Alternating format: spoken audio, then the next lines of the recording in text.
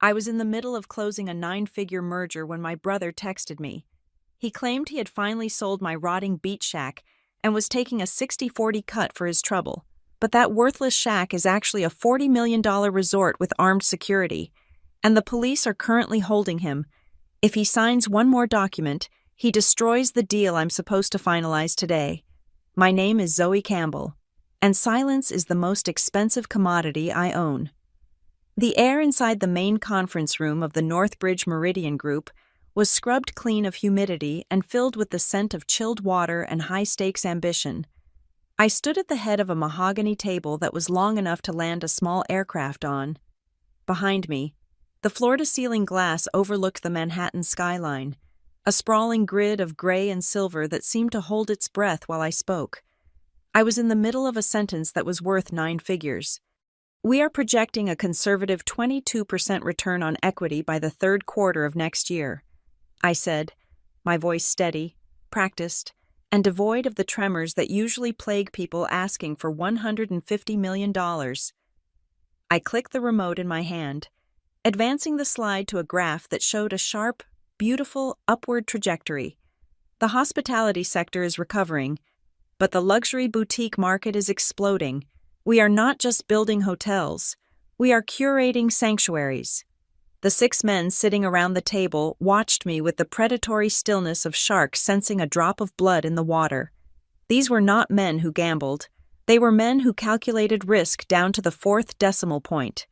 Then, my phone buzzed. It was placed face down on the table, right next to my silver laptop. It was supposed to be on silent, but the vibration against the hard wood sounded like a drill in a library. I ignored it. I did not flinch. I kept my eyes locked on the managing director, a man named Sterling who wore suits that cost more than my first car. As I was saying, the acquisition strategy focuses on underutilized coastal assets. I continued, buzz, buzz, buzz. The second vibration was longer, more insistent. A few eyes darted toward the device. It was a breach of protocol. In rooms like this, you did not have distractions. You did not have a life outside of the deal. I apologize, I said smoothly, sliding a hand over the phone to mute it without looking down. My team is finalizing the due diligence reports for the Western region. They are enthusiastic. Sterling offered a thin, tight smile. Enthusiasm is good, Ms. Campbell. Accuracy is better, I smiled back, a shark showing teeth to another shark, which is why I am here. I glanced down for a fraction of a second, just to ensure the screen was dark. It was not. A banner notification from my brother, Grant, was glowing on the lock screen. The text was long enough that I could read the preview. Good news, Z. Finally got a bite on that rotting beach shack of yours. Guy is offering $200,000 cash. I told him yes. My heart missed a beat. It was a physical sensation. A hollow thud in the center of my chest. Grant, my older brother, the golden boy who had peaked in high school and had spent the last 20 years trying to recapture the glory of being the varsity quarterback.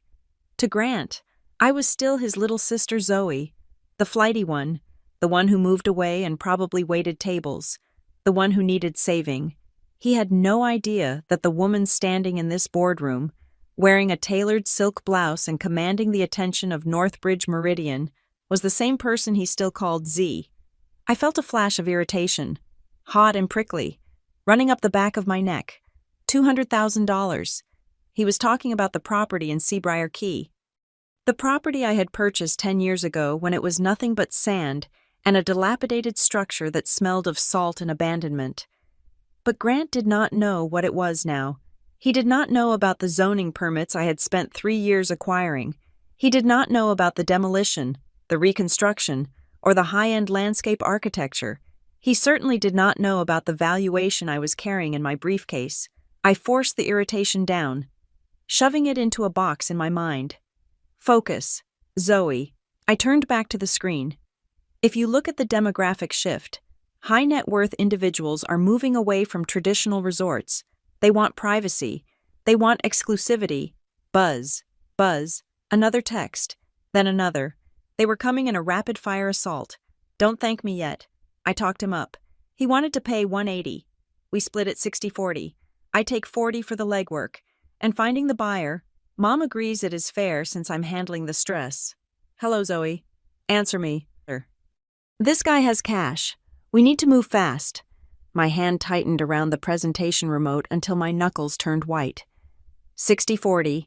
He was negotiating a commission on a property he did not own.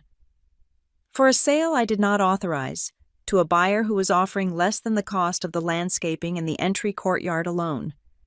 I took a sip of water, using the glass to hide the grimace that was threatening to break through my professional mask. Grant was not just annoying. He was dangerous. His ignorance was a wrecking ball, and he was swinging it directly at the foundation of my life. I need to sign within 72 hours. The next text read, "He wants to close by Friday." I set the glass down. The condensation was cold against my fingertips. I could handle Grant. I had been handling Grant and my parents for years by simply existing in a different orbit, feeding them vague updates about my life so they could maintain their narrative that I was struggling. It was easier that way. If they thought I was poor, they felt superior. If they knew the truth, they would feel entitled. But then the phone did not just buzz. It lit up with a call. It was not Grant. The caller ID displayed a specific sequence of numbers from Florida. My eyes narrowed. I knew that number. It was the direct line to the administrative office of Marisol Dunes, my resort.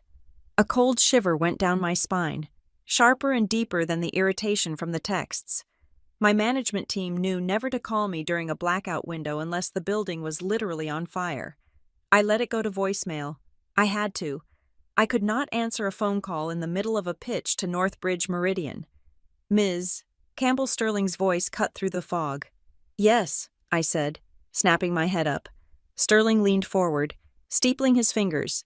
"We have heard rumors about a significant off-market opportunity in Florida, a boutique resort in Seabrier Key. The valuation we are hearing is hovering around $40 million. The room seemed to tilt. The air left my lungs. They were talking about Marisol Dunes. Of course they were. Northbridge Meridian did not get to be a titan of industry by missing out on prime real estate. They had scouts everywhere. They knew about the $40 million valuation because that was the accurate, assessed value of the operation I had built from the ground up. And at this exact moment, my brother was texting me that he was selling it for $200,000 to some guy with cash. The absurdity of it almost made me laugh. It was a hysterical, terrifying bubble rising in my throat. If Grant signed anything, if he created a paper trail that muddied the title, if he allowed some scam artist to claim an interest in the property, this deal with Northbridge would not just stall, it would incinerate. These men did not touch distressed assets with legal baggage. They wanted clean, pristine ownership.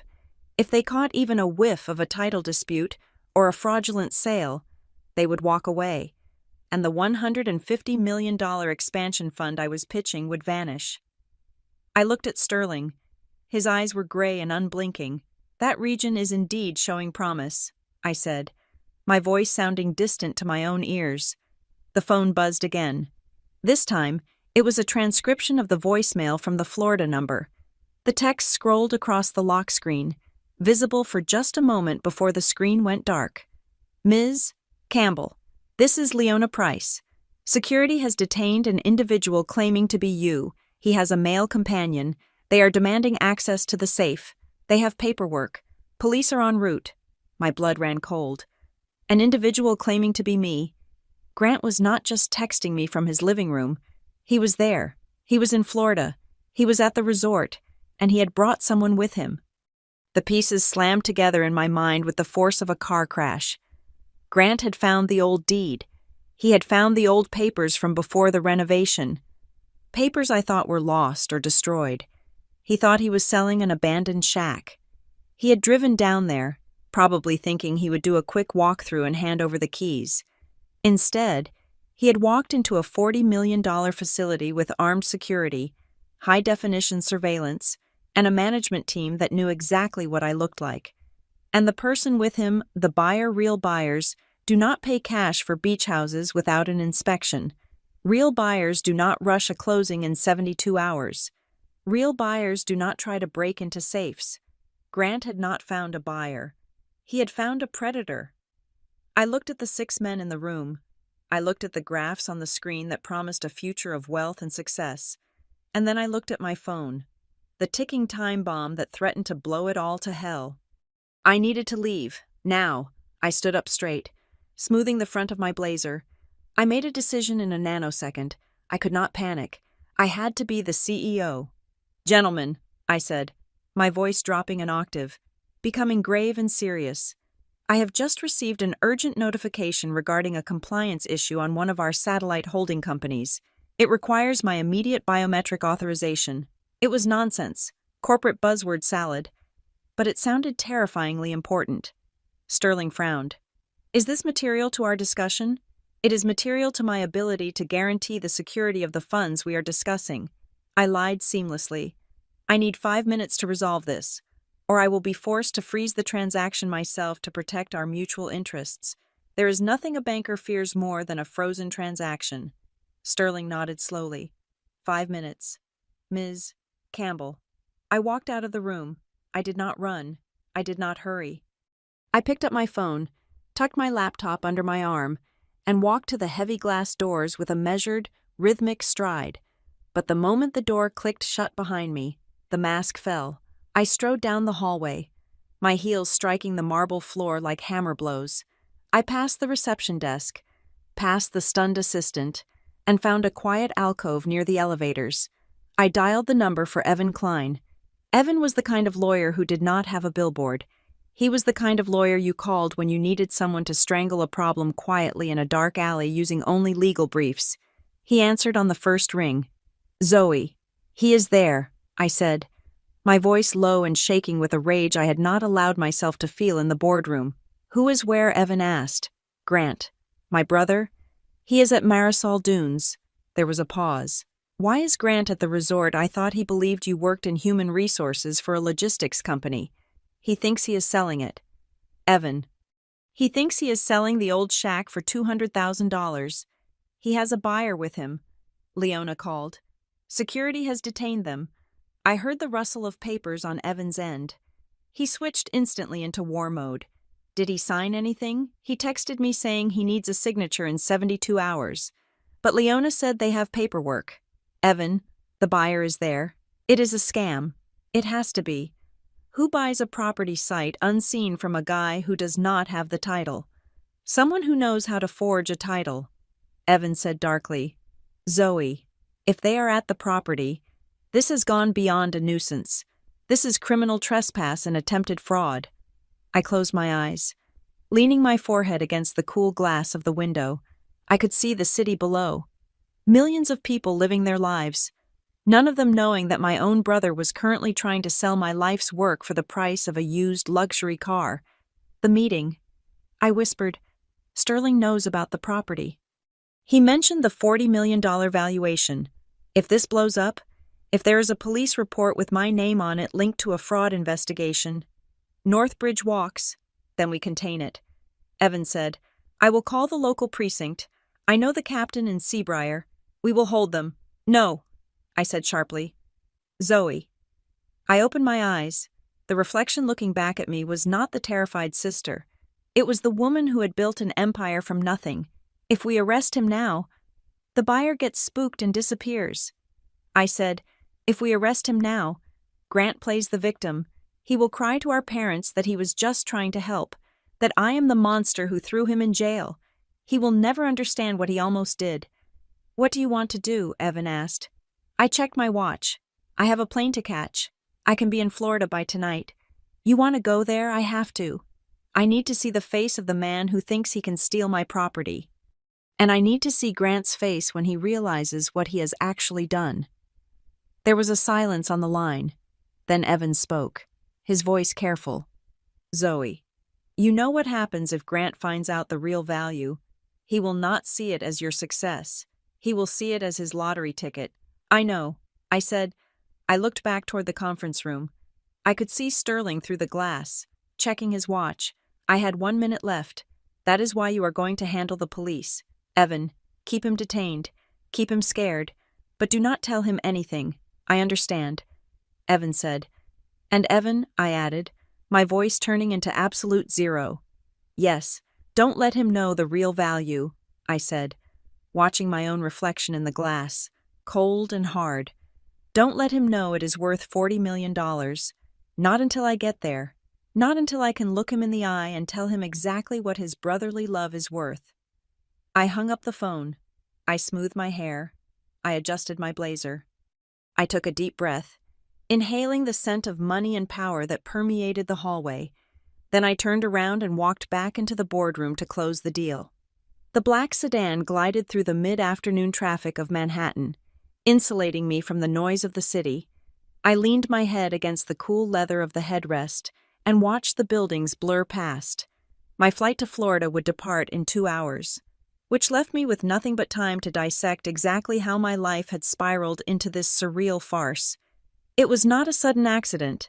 It was a slow-motion collision that had been decades in the making. To understand why my brother Grant believed he had the right to sell my property, you have to understand the Campbell family ecosystem. In the Campbell house, roles were assigned at birth and they were written in stone. My father, Frank, worshipped the appearance of success. He was a man who believed that the loudness of your voice correlated directly with the size of your bank account. He loved steak dinners, firm handshakes, and stories about conquering the world. Then there was my mother, Mary Ann. She was the emotional shock absorber, the woman who translated every silence into a cry for help. Her love language was worry. She needed to be needed. If everyone was fine, Mary Ann had no purpose. She needed a bird with a broken wing. And somewhere along the line, she decided that bird was me. And Grant was the sun we all orbited. He was the varsity quarterback who never quite realized the game ended 20 years ago. He was the one with the big ideas, the loud laugh, and the endless string of almost victories. I was none of those things. I was Zoe, quiet, diligent, boring. I did not post my life on social media. I did not drive a leased sports car with a monthly payment that ate half my income. I drove a 5-year-old Volvo because it was safe and reliable. I wore clothes that lacked visible logos, favoring high-quality fabrics that whispered money rather than screaming it. To my parents, this was not discretion. It was evidence of failure. They looked at my lack of flash and saw a lack of funds. They looked at my privacy and saw shame. I remember a Sunday dinner 3 years ago.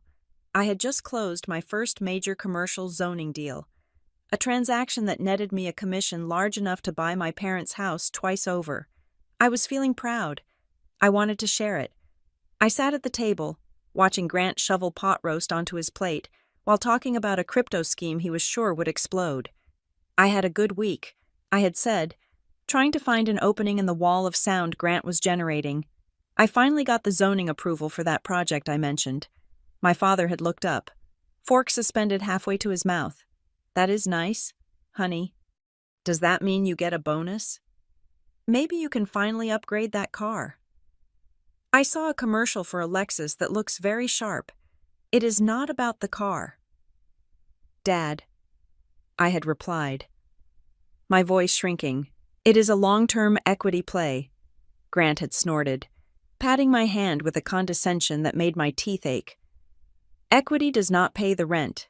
Z, you need cash flow, like this crypto thing, I am telling you. It is the future. That was the dynamic. I was the one who needed advice. Grant was the one who dispensed it, usually while asking to borrow $500 until next Tuesday. It was safer this way. I told myself that for years. If they thought I was struggling, they did not ask for loans. If they thought I was just getting by, I did not have to explain the complexities of my business. I could just be Zoe, the daughter who came over for holidays and gratefully accepted the leftover casserole because Mom thought I needed the food. But hiding had a cost. By letting them believe I was helpless, I had stripped myself of authority. You do not ask a helpless person for permission. You make decisions for them. You manage them. That was exactly what was happening with the property in Seabriar Key. They called it the Beach Shack. And to be fair, when I bought it 10 years ago, that is exactly what it was. It was a foreclosure, a rotting wooden structure on a stretch of sand that everyone else had overlooked. The roof was caved in. The plumbing was a biohazard. The locals called it a teardown. I bought it for the price of a mid-sized sedan because I saw what no one else saw. I saw the title charts. I saw the way the town zoning lines were shifting 2 streets over. I saw that in 5 years, this specific patch of dirt would be the only commercial-zoned beachfront left in the county. I did not tell my family the details. I just said I bought a fixer-upper in Florida. Oh, Zoe. My mother had sighed, clutching her chest. Florida is so far away, and a fixer-upper. Do you have the money for repairs? Your father can maybe lend you some tools. But we cannot help with the mortgage. I do not need help. Mom, I had said, it is an investment. Grant had laughed. It is a money pit. Z. You are going to get eaten alive by termites and property taxes. You should have asked me. I would have told you to stay away. I stopped talking about it after that. I let them think it sat there, rotting away. A symbol of my poor financial judgment. But while they were shaking their heads at my folly, I was working. I did not fix the shack. I bulldozed it. I spent 18 months fighting with the city council for variances. I hired architects who specialized in sustainable luxury. I poured every cent of profit from my other deals into that sand. I created Marisol Dunes. It was not a house. It was a boutique sanctuary. 8 private villas, a central infinity pool that merged with the horizon, and a landscaping plan that won awards. It operated under a strict non-disclosure agreement with high-net-worth clients who wanted to disappear, to protect it, and to protect myself. I put everything under a corporate entity, Saltline Harbor, LLC. My name did not appear on the mailbox. My name did not appear on the utility bills. So how did Grant find it? I closed my eyes in the back of the sedan. The memory surfacing with painful clarity. It was the paperwork, the Achilles heel of the digital age. 5 years ago, during the most chaotic phase of construction, I was moving between temporary apartments in the city. I had set up mail forwarding. But the Postal Service is an imperfect beast. A single envelope, a property tax assessment for the original parcel, before the LLC transfer was fully recorded, had slipped through the cracks. It had been forwarded to my last permanent address on file, my parents' house. My mother never threw anything away. She had a storage unit filled with my old report cards, Grant's participation trophies, and boxes of important documents that she was terrified to shred. She must have seen the envelope from the Florida tax collector. She probably saw the word delinquent or assessment and panicked. But instead of calling me, she did what she always did. She tried to protect me from my own mess. She filed it away in a box marked Zoe, intending to give it to me when I was more stable. And Grant, scavenging for something to sell or pawn to cover his latest disaster, had found it. He must have looked at that old document and seen a lifeline, a property in his sister's name, a property she never talked about, a property everyone agreed was a worthless burden. In his twisted logic, he probably thought he was doing me a favor. He would sell the burden, take a commission for his genius, and hand me a check that would finally let me buy that Lexus Dad wanted me to drive. He would be the hero. He would save poor, incompetent Zoe from her bad investment. The irony was acidic. He was trying to sell a ghost. The shack on that deed did not exist anymore. The coordinates on that paper now pointed to the lobby of a resort that generated more revenue in a month than Grant had made in his entire life. I opened my eyes and pulled my laptop out of my bag. I needed to see it again. I needed to remind myself of the scale of this insanity. I opened the email from Northbridge Meridian. The subject line was simply, Project Marisol. Term sheet draft. I scrolled past the legal boilerplate, past the indemnity clauses, past the environmental impact summaries. I stopped at the valuation section. The number sat there, bold and unyielding. Purchase price, $40 million. It was not just a number, it was validation. It was every late night, every skipped vacation, every risk I had taken while my family sat around the dinner table discussing my mediocrity. Grant was currently sitting in a security office in Florida thinking he had scored $200,000 for a pile of wood. He was about to collide with a $40 million reality. I felt a strange heaviness in my chest. It was not guilt. I was done feeling guilty for sins I had not committed. It was a profound exhaustion. I was tired of being the small one. I was tired of shrinking myself so they could feel big. I looked at the phone in my hand. There were 3 new missed calls from my mother. She probably knew something was wrong. Grant might have called her before the security guards took his phone. She would be frantic. She would be asking why I was being so difficult. She would be asking why I could not just let Grant handle things. I set the phone to Do Not Disturb. I was done letting them handle things. The car pulled up to the private aviation terminal. I did not fly commercial for business trips anymore. Another detail my family did not know. I paid the driver and stepped out onto the tarmac, the wind whipping my hair across my face. I walked toward the waiting jet, my heels clicking on the pavement. I was Zoe Campbell. I was the CEO of a multi-state development firm. I was about to close the biggest deal of my career, and I was about to introduce my brother to the person I actually was. He thought he was selling a beach house. He had no idea he was selling his own sister short for the very last time.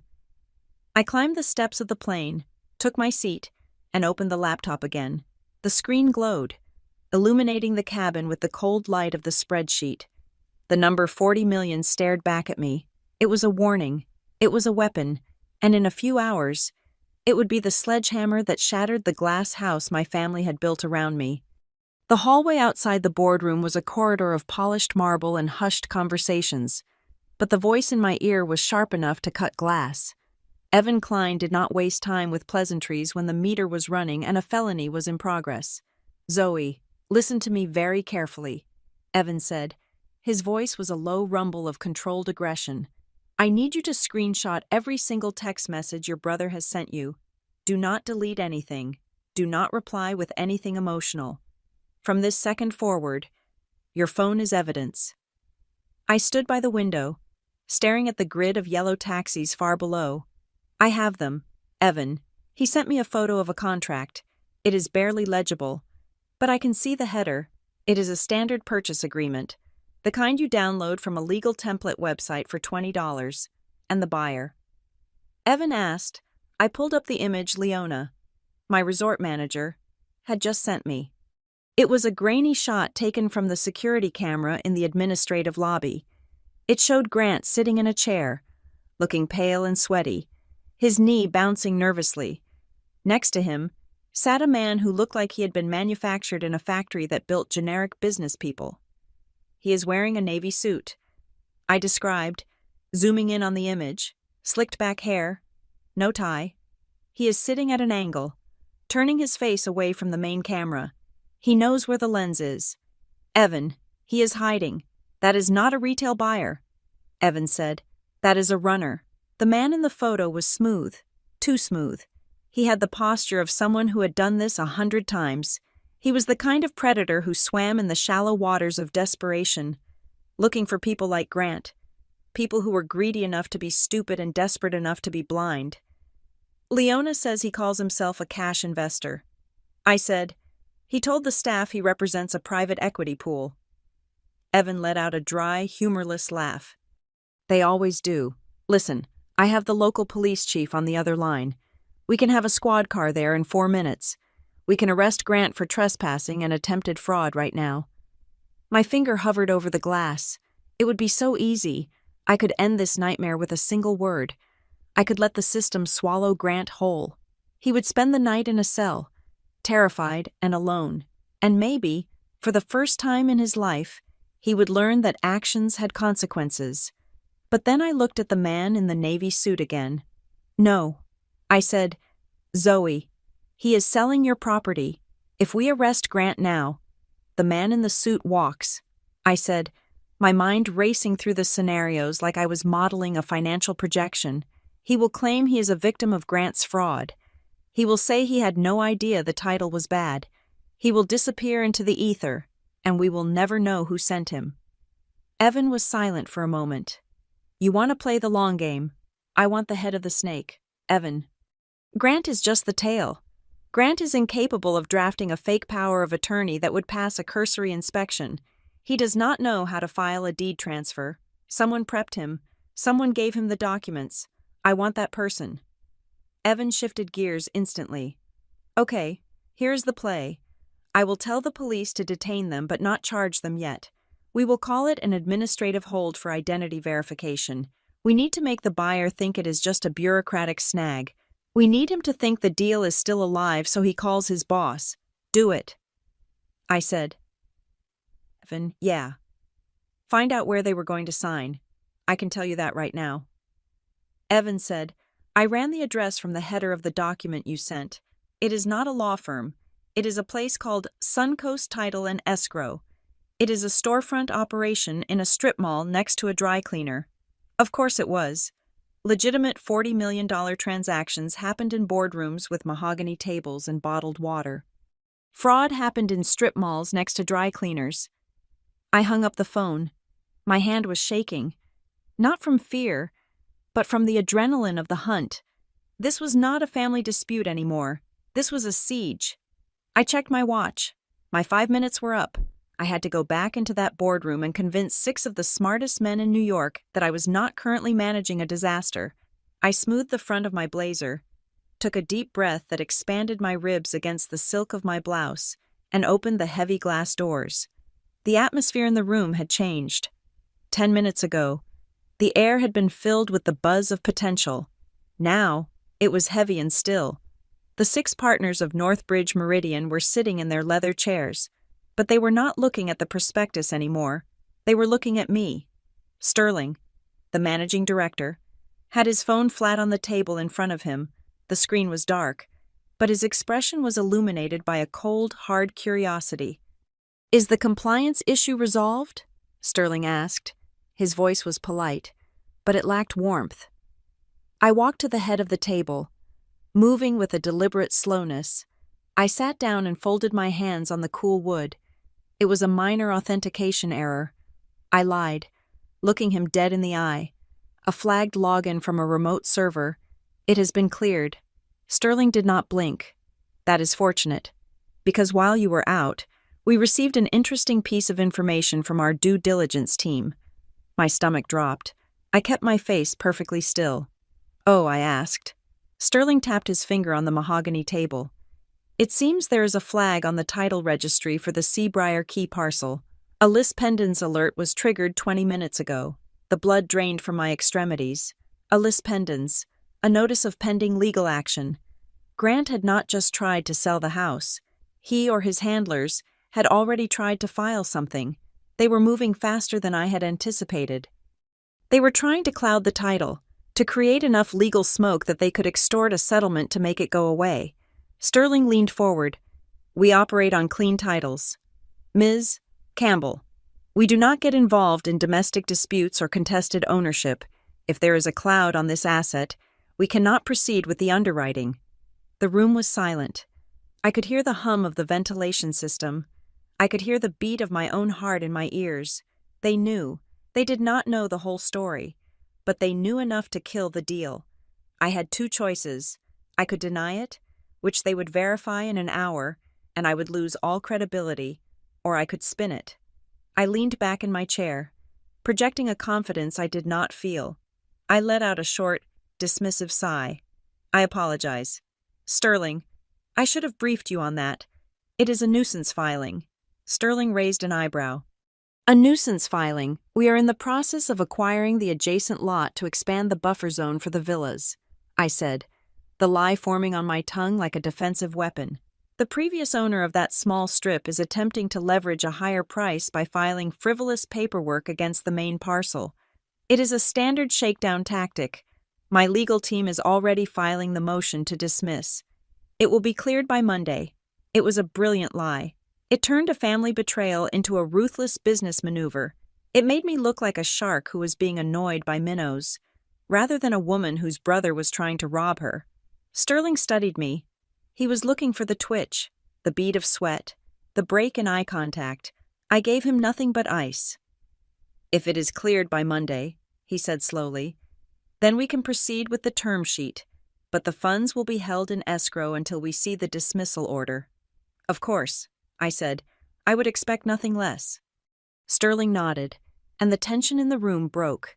The other partners shifted in their seats, opening their folders again. The deal was alive, barely. I finished the meeting on autopilot. I answered their questions. I pointed to the graphs. I smiled at the jokes, but my mind was 2,000 miles away. As soon as the hands were shaken and the elevator doors closed, I collapsed against the metal wall. My knees felt like water. They knew. The realization hit me with the force of a physical blow. The alert Sterling had seen meant that the buyer was not just a guy in a suit. He was part of a network that monitored high-value assets. They knew exactly when to file. They knew exactly how to trigger a system alert. Grant was not smart enough to do this. Grant could barely figure out how to file his own taxes. This was a professional hit. I pulled out my phone as the elevator descended. I had 1 hour to get to the airport. I booked the last seat on the night flight to Miami. Then I called Evan back. They filed a notice. I said, stepping out into the lobby, I saw it. Evan said, his voice grim, they didn't file a deed. They filed an affidavit of interest. It is a placeholder. They are trying to lock up the property so you cannot sell it to anyone else while they negotiate with Grant. It is a ransom note. I said, walking through the revolving doors into the cool evening air. Exactly. Evan said, they know they cannot steal the house outright. It is too big. They want to create a mess so big that you pay them to go away. They think they are squeezing an absentee owner who will panic and write a check for $50,000 just to clear the title. I stopped on the sidewalk. The city noise washed over me, sirens, horns, the murmur of a million people. They made a mistake, I said quietly. What is that? Evan asked. They think they are dealing with Grant's sister. I said, they think they are dealing with a woman who inherited a beach house and does not know what it is worth. I hailed a taxi, my arm raising like a blade. They do not know that I build sharks for a living. Evan, get on the plane. Zoe, Evan said, I will keep the police in a holding pattern, but you need to get here fast. The guy in the suit is getting restless. He is threatening to call his own lawyers. Let him call, I said. Sliding into the back of the cab, I want him to call everyone he knows. I want them all to be there when I land. Driver, JFK, I said, and step on it. I looked out the window as the taxi merged into traffic. The term sheet was safe for 48 hours. But the war had just begun. Grant had opened the door to wolves, thinking they were stray dogs. Now I had to go down there and show them that the most dangerous thing in that house wasn't the security system. It was the owner. The humidity of Florida hit me the moment the automatic doors of the airport terminal slid open. It was a thick, heavy blanket of air that smelled of jet fuel and swamp water. A stark contrast to the sterile, air-conditioned chill of the Manhattan boardroom I had left only hours ago. I did not stop for luggage. I had traveled with nothing but my laptop bag and a garment bag slung over my shoulder. My clothes were still sharp, my blazer unwrinkled, armor against the chaos I was about to walk into. I rented a black SUV, declining the upgrade the clerk offered. I needed anonymity until the moment of impact. The drive to Seabriar Key took 45 minutes.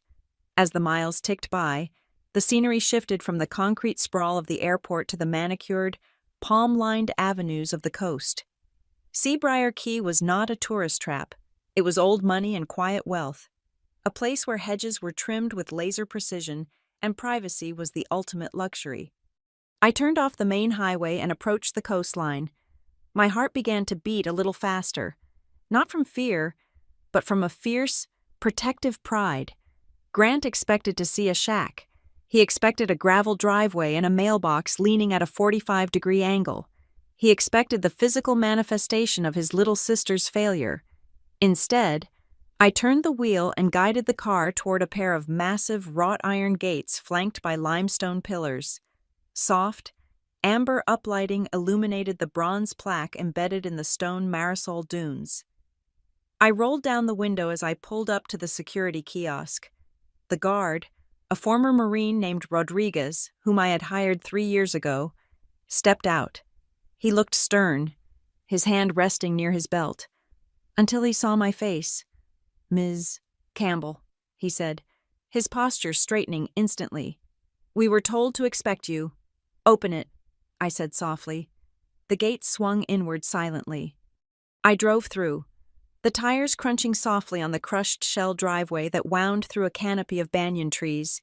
The trees parted, and the main building came into view. It was a masterpiece of modern coastal architecture, clean lines of white stucco and teak, floor-to-ceiling glass that reflected the moonlight, and a porte-cochere that looked like it belonged in a glossy architectural digest. I parked the car in the owner's spot and stepped out. The air here didn't smell like swamp. It smelled of night-blooming jasmine and salt spray. Leona Price was waiting for me at the glass double doors. She was impeccable in her charcoal suit, her hair pulled back in a severe bun that matched her management style. Leona ran this place with the efficiency of a Swiss watch. She was the reason Marisol Dunes was fully booked 6 months in advance at $2,000 a night. "Ms. Campbell," she said, falling into step beside me as I strode into the lobby. The floors were polished travertine, glowing under the recessed lighting. A massive abstract sculpture of driftwood and steel dominated the center of the room. "Where is he?" I asked, my voice echoing slightly in the cavernous space. "In the administrative suite," Leona replied. "We have kept him isolated. The police are finishing their initial interview with the other individual in the security office near the gate." I didn't stop walking. I moved through the lobby, past the concierge desk, where a night auditor looked up with wide eyes, and toward the rear of the building. "I want to see the North Terrace first," I said abruptly. Leona didn't blink. "Of course." We detoured through the restaurant. The dining room was empty now, the tables set with white linen for breakfast. We stepped out onto the terrace. Below us, the infinity pool stretched out like a sheet of black glass, its edge disappearing into the dark horizon of the Gulf of Mexico. To the left, the private marina bobbed with 3 yachts, the smallest of which was 40 feet long. The landscape lighting highlighted the tropical foliage, turning the grounds into a lush, private jungle. It was breathtaking. It was worth every cent of the $40 million valuation. I stood there for a moment, letting the reality of it soak in. This was what I had built. This was the rotting beach shack. He has no idea. "Does he?" I asked, staring at the water. Leona shook her head. When security brought him through the main gates, he stopped walking. He thought we had the wrong address. He kept checking his phone. He asked the guards 3 times if this was the Campbell property. I turned away from the view. "Let's go." We walked to the administrative wing.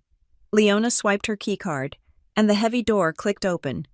Grant was sitting in a swivel chair in the center of the conference room. He looked smaller than I remembered. His shirt was untucked, his face was pale, and he was sweating. He was staring at the wall, his leg bouncing in a nervous, erratic rhythm. When I walked in, he jumped as if he had been electrocuted. "Zoe?" he gasped. He scrambled to his feet, his hands fluttering in the air. "Zoe, thank God. You have to tell them. These people, they are crazy. They have guns. They took my phone." I didn't say a word. I walked to the head of the table and placed my laptop bag down with a heavy thud. Then I turned and looked at him. I looked at the brother who had spent our entire childhood telling me how to throw a ball, how to drive a car, how to manage my money. I looked at the man who had mocked my little projects at every Thanksgiving dinner for the last decade. "Zoe, say something," he pleaded, his voice cracking. "I was just trying to help you. I found a buyer. I was going to surprise you with the check." I looked around the room, the ergonomic chairs, the expensive art on the walls, the view of the marina through the window behind him. I spoke, my voice quiet and terrifyingly calm. "Grant, look around you." He blinked, looking confused. "What?" "Look at this room," I said. "Look at the floor. Look out the window." He glanced nervously at the marina. It is nice. I guess you fixed it up a little," I laughed. It was a short, sharp sound that made him flinch. "Fixed it up a little," I repeated. "Grant, you drove here to sell a shack. You were negotiating a price of $200,000. "Yeah, and that is a great price," he insisted, finding a shred of his old bravado. "Ideally, for a fixer-upper in this market," I cut him off. "The landscaping budget for the entrance alone was $300,000. He froze. "What the pool system cost $500,000. I continued, stepping closer to him. The annual property taxes on this land are more than the total sale price you agreed to. Grant's mouth opened, but no sound came out. He looked like a fish gasping on the deck of a boat. I pulled out a chair and sat down, crossing my legs. You walked into a $40 million commercial resort, Grant, and you tried to sell it for the price of a used condo. $40 million, he whispered. The number seemed to physically stagger him. He slumped back into his chair, but I saw the picture. What picture, I asked. He fumbled in his pocket, then realized his phone was gone. He looked at me with desperate eyes. I Googled it. When I found the deed in Mom's storage unit, I Googled the address. The street view showed a wooden shack. It looked abandoned. There were weeds everywhere. I leaned forward. That street view is 10 years old. Grant, he stared at me. But you never said, because it is none of your business, I snapped. You come home for Christmas in that old Volvo. He shouted, his face flushing red. You wear those plain clothes. You let Mom pack you leftovers. We thought you were broke, Zoe. We thought you were drowning, and that gave you the right to sell my house, I asked. I was saving you, he yelled, tears pricking his eyes. I was going to handle it. I was going to be the one who fixed it. I looked at him, really looked at him. I saw the terror behind the anger. He wasn't just scared of the police. He was scared of the reality that was crashing down on him, the narrative of his life that he was the successful one. The leader, the big brother, was dissolving in front of his eyes. If I was a tycoon, then what was he? He was nothing. The door opened, and Evan Klein walked in. He was wearing a linen suit that looked rumpled but expensive. He carried a folder in one hand and a tablet in the other. Zoe, he said, nodding to me. He ignored Grant completely. What is the situation with the buyer, I asked. Evan placed the tablet on the table and slid it toward me. We have a problem, or rather, we have a revelation. I looked down at the screen. It displayed a list of addresses and names. The police ran his prints. Evan said, his name isn't David Miller, which is what he told the staff. His name is Julian Thorne.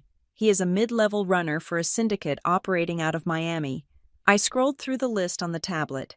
There were 12 other properties listed, some in Florida, some in Georgia, one in South Carolina. He wasn't targeting you specifically, Evan explained. They have a system. They troll public records for tax addresses that don't match the property address, specifically looking for owners who have mail sent to out-of-state relatives or storage units. They look for sleeping assets. I looked at the addresses. One was a warehouse. Another was a vacant lot. They target things that look forgotten. I said, exactly, Evan said. They find the asset. They manufacture a seller, usually a relative or someone with a loose connection, and they rush a cash sale before anyone notices. By the time the real owner shows up, the title has been laundered through 3 shell companies. I looked up at Grant. He was listening, his face draining of color. You weren't a partner, Grant, I said coldly. You were the mark. Grant shook his head. No, Derek is my friend. He introduced me to the buyer. Derek said it was a standard deal. Derek, I asked. Grant swallowed hard. Derek Voss. He helps me with investments sometimes. He told me about the buyer. He said he could expedite the paperwork so I wouldn't have to bother you with the legal stuff until the check was ready. Evan looked at me. Derek Voss. That name isn't on the runner's list, but I bet if we dig into Julian Thorne's call log, we will find him. Grant looked sick. He put his head in his hands. He played me. He whispered. He knew. He knew I needed the money. You needed the money, I asked. Grant didn't answer. He just rocked back and forth slightly. I stood up and walked to the window. The reflection showed me a woman standing in a $40 million room, and behind her, a man who had been reduced to a child. If he had signed that paper, I said to the reflection, Julian Thorne would have clouded the title. He would have tied this place up in litigation for years. My deal with Northbridge would be dead. My reputation would be ruined. Grant looked up. I didn't sign it. Zoe, I swear, I was waiting for the notary. The notary, I repeated. I turned back to Evan. Evan, do you have the documents they were trying to use? The fake power of attorney, Evan nodded. The police seized the physical copies, but I have the scans. I want to see them. I said. Evan tapped the screen of the tablet and brought up a PDF. It was a blurry scan of a document titled General Power of Attorney. It had my name printed at the top. It had a signature that looked vaguely like mine, likely traced from some old birthday card I had sent years ago. But my eyes went to the bottom of the page, to the witness lines. Grant said Derek helped him. Grant said he was waiting for a notary, but a power of attorney needs witnesses before it gets to the notary stage. Who witnessed this, I asked. Zooming in on the signature line at the bottom, there was a scrawl there, a messy, hasty signature that tried to be illegible, but I knew it. I had seen that handwriting on grocery lists and permission slips for 30 years. My breath hitched. Grant didn't sign as a witness. He couldn't. He was the beneficiary. I looked at Grant. Who gave you the documents? Grant. Who went with you to the storage unit to find the deed? He looked away, his eyes shifting to the floor. Grant, I said, my voice dropping to a whisper. Who signed as the witness? He didn't want to say it. He knew that if he said it, there was no going back. There was no family meeting that could fix this. It was Mom. Wasn't it, I said? The silence in the room was deafening. It was heavier than the humidity outside. Grant nodded, a tiny, almost imperceptible movement. She just wanted to help. She thought if we sold it, you would finally have some cash. She thought she was saving you too. I felt a coldness spread through my chest that had nothing to do with the air conditioning. My mother, Marianne Campbell, the woman who claimed to love me so much she couldn't bear to see me struggle. She had signed a fraudulent legal document to sell my property out from under me because she was so convinced of my incompetence that she didn't even think I deserved a phone call. It wasn't malice. It was something worse. It was a total, absolute lack of respect. I looked at Evan. He was watching me closely, waiting for the order. I turned the tablet off. The screen went black. Don't tell him the value yet, I said to Evan, nodding toward Grant. But you just told him, Evan said, confused. I looked at Grant, who was staring at his hands. I told him the price. I didn't tell him the cost. I walked to the door. Where are you going? Grant asked, panic rising in his voice again. I stopped with my hand on the handle. I am going to check into my own hotel. Grant, you are going to stay here. Security will watch you. But what about Mom? Grant asked. She's waiting for me to call. I looked back at him. My face felt like it was carved from stone. Let her wait, I said.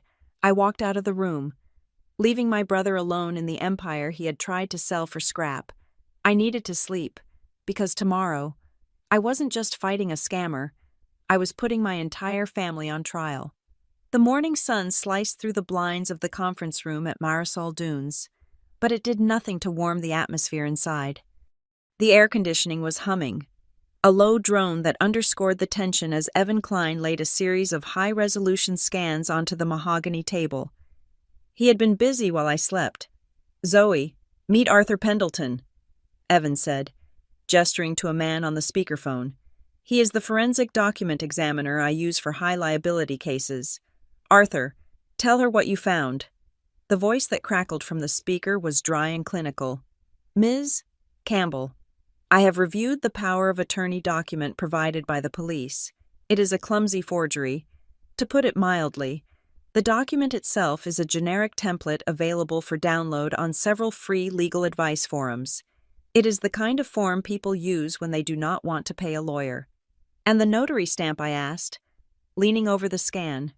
That is the interesting part. Arthur continued. The stamp belongs to a notary in Tampa who has been deceased for 3 years. The commission number expired in 2019. Whoever stamped this bought a custom seal online and didn't bother to check the validity of the commission. It is a prop, Ms. Campbell. It is theater. I looked at the document. It was a piece of paper that could have cost me $40 million, and it was held together by a dead man's stamp and a downloaded PDF. It gets worse, Evan said. He tapped his tablet. I pulled the security footage from the title office where Grant thought he was going to sign the closing documents. We obtained it through a private investigator this morning. He pressed play. The video was grainy, black and white, shot from a high angle in a small, cramped office that looked more like a closet than a place of business. I saw Grant enter. He looked nervous, wringing his hands, but he wasn't alone. Walking right beside him, guiding him by the elbow, was a man I had never seen before. He was younger than the buyer, Julian Thorne. He wore a polo shirt and khakis, the universal uniform of the casual businessman. He was smiling, patting Grant on the back, laughing at something Grant said. "Who is that?" I asked. "That," Evan said, sliding a dossier across the table, "is Derek Voss." Grant calls him a friend. I call him the architect. I opened the dossier. Derek Voss, 35 years old, former real estate agent. Former, I asked. His license was suspended by the state board 18 months ago. Evan said, unethical practices, commingling funds. He was taking deposit money from escrow accounts and gambling it on day trades before putting it back. Usually, he got caught when he couldn't put it back fast enough. I looked at the screen again. Derek was leaning in, pointing at a document, whispering in Grant's ear. It wasn't the body language of a broker. It was the body language of a handler. He was grooming him. I stood up and walked out of the conference room, down the hall to the small holding room where Grant was still being kept. He had spent the night on a leather sofa. He looked wrecked. His eyes were red. His shirt wrinkled. I threw the photo of Derek Voss onto the coffee table in front of him. "Tell me about your friend." "Grant?" I said. Grant looked at the photo and flinched. "He is an investment strategist. We met at a mixer downtown. He is a disgraced realtor with a suspended license and a gambling problem. I corrected him, and you are his retirement plan." Grant's face crumbled. He put his head in his hands, his fingers digging into his scalp. "I didn't know. I swear. Zoe? He seemed so successful. He drove a Porsche. He paid for everything when we went out. Why?" "Grant," I asked, my voice hard. "Why were you so desperate to sell this place that you let a stranger lead you by the nose?" Grant looked up, and for the first time, I saw the truth. It wasn't just greed. It was panic. "I owe money. Zoe, a lot of money." I stayed silent, waiting. "I tried to short a biotech stock," he whispered. "Derek told me it was a sure thing. I leveraged everything. The house, my 401k, credit cards. The stock didn't drop. It rallied. I got margin called 2 weeks ago. If I don't come up with $150,000 by the end of the month, I lose my house. I lose everything." I stared at him. The pieces fit together with a sickening click. Derek Voss hadn't just found a victim. He had created one. He had probably fed Grant the bad tip, waited for him to crash, and then miraculously appeared with a solution: the abandoned property his sister owned. "He told me it was perfect," Grant said, tears leaking from his eyes. "He said you obviously didn't care about the place. He said we could sell it quick to a cash buyer he knew, pay off my debt, and I would still have $50,000 left over to give to you. I thought I was fixing it." I looked at my brother. He was 42 years old, and he was still a child waiting for the adults to clean up his mess. "You weren't fixing it, Grant," I said cold. "You were feeding it." I turned on my heel and left him there. I couldn't look at him anymore. I needed to cut the root of this infection. I walked back to the conference room and picked up my phone. I dialed my parents' house. My mother answered on the first ring. Her voice was high and tight. "Zoe, is Grant with you?" "He hasn't answered his phone since yesterday. Is everything all right?" I didn't waste time on pleasantries. "Mom, I need you to listen to me, and I need you to tell me the truth. Did you let Grant into your storage unit?" There was a pause, a long, guilty silence that told me everything I needed to know. "Well, yes," she said finally, her tone defensive. "He said he needed to check something for you. He said he was helping you with some paperwork." "He didn't say that." "Mom," I said. "He told you he was looking for the deed to the Florida property." Marianne sighed. "Zoe, honestly, that old shack has been sitting there for a decade. Grant said he could get a good price for it. I thought it would be a nice surprise for you. You are always so busy. You never have time to deal with these things. The casualness of it struck me like a slap. You gave him my legal documents. Mom, you gave him access to a property you do not own. I am your mother. Zoe, she snapped. And he is your brother. We are family. Since when do we need permission to help each other? Besides, it is just some old papers. You would probably have lost them anyway. You were always so scatterbrained with your mail. I closed my eyes. Scatterbrained. That was the narrative. Zoe the flighty one. Zoe the mess. Mom, I said, my voice dropping to a register she had never heard before. Do you have any idea what you did? I helped my son, she said, but her voice wavered slightly. You gave the keys to a criminal ring. I said, what the man Grant is working with is a fraudster. I said, they weren't going to sell the house for me, they were going to steal it. And because you decided I was too incompetent to manage my own affairs, you handed them the weapon they needed to do it. That is ridiculous, Marianne sputtered. Grant is a smart boy. He wouldn't. Grant is currently in police custody. Mom, I interrupted. The line went dead silent, and the only reason he isn't being charged with grand larceny right now is because I am standing here holding back the district attorney. I continued, you didn't help him. You almost sent him to prison. Zoe, please, she whispered. The defiance gone. I will handle it. I said, but Mom, do not ever touch my mail again. I hung up. My hand was trembling. I placed the phone down on the table. Feeling a mixture of sorrow and liberation, I had finally said it. Evan was watching me. He didn't offer sympathy. He offered something better, a new piece of evidence. Zoe, look at this, he said, pointing to his laptop screen. While you were on the phone, I ran a check on the Secretary of State's portal for your LLC. Saltline Harbor. I leaned in. The screen showed the filing history for the company. There is a pending amendment, Evan said, filed yesterday afternoon. It is flagged for review. But look what they tried to change. I looked at the line item. Registered agent address.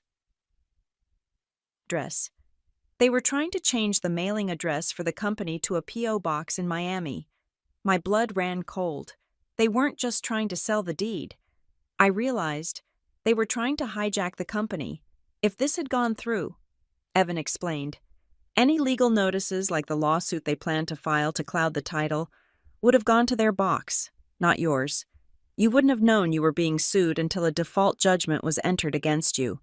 I stood up straight, the adrenaline clearing the fog of emotion from my brain. This wasn't a desperate grab for $200,000.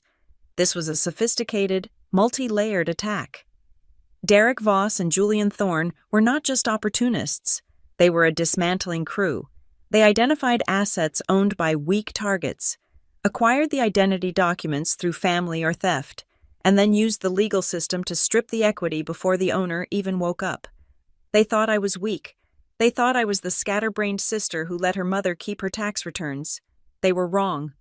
Evan, I said, looking at the screen, can we prove Derek Voss submitted this change? The IP address tracks back to a generic coffee shop Wi-Fi, Evan said, but the payment credit card.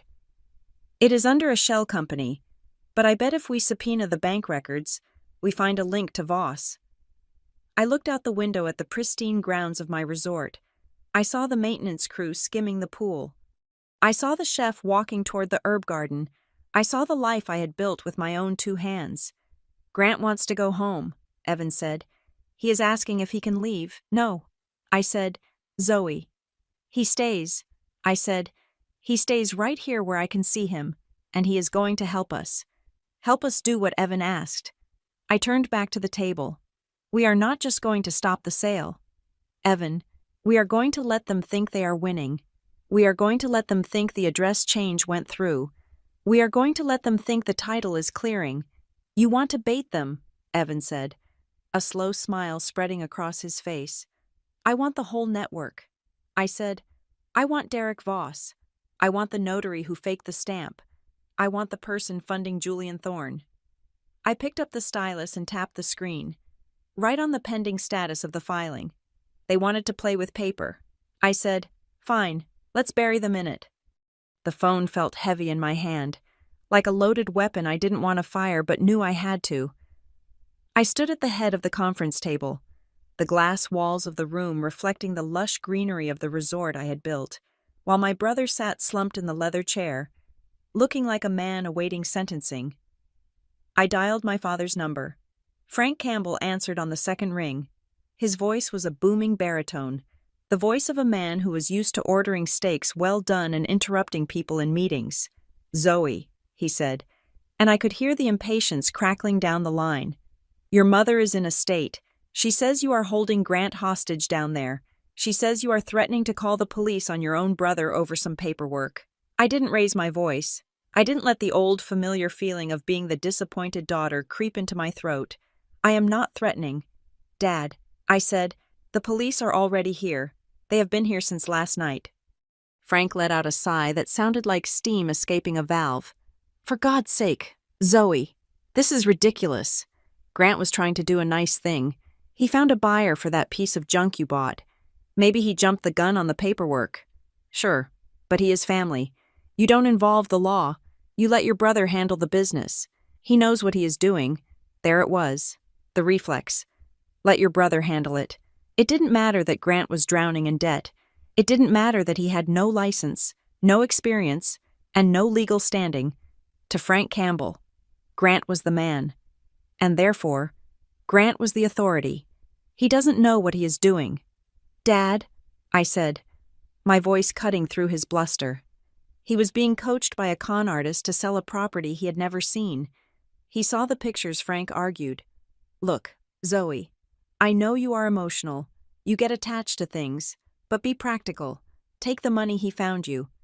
$200,000 is nothing to sneeze at for a girl in your position." I looked at Grant. He was watching me, his eyes wide, terrified of what I was about to say. "My position," I repeated quietly. "And what position is that?" "Dad."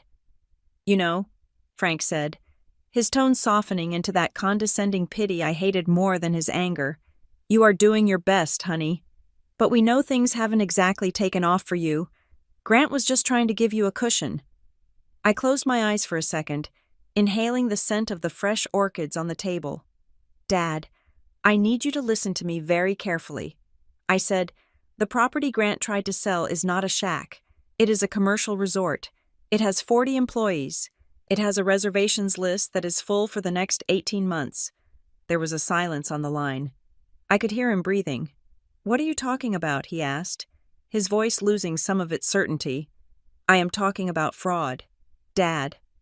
If Grant had signed that paper, he wouldn't just be selling a house. He would be committing a felony involving a corporate asset. He would be triggering a breach of contract with a financing partner that is currently underwriting a merger." "Merger?" Frank asked. The word seemed to confuse him. I looked at the window, at the sun glinting off the infinity pool. "I am in the middle of closing a deal. Dad, a deal to expand the brand. If Grant's fraudulent paperwork enters the county system, it freezes the title. It scares off the investors. It destroys the valuation." "Valuation?" Frank's voice was sharper now. "What valuation?" I paused. I wanted him to hurt. I wanted him to feel the weight of his own ignorance. "The current valuation of Marisol Dunes is $40 million, I said. The silence that followed was absolute. It was the silence of a worldview shattering. $40 million, Frank whispered. The bluster was gone. The arrogance was gone.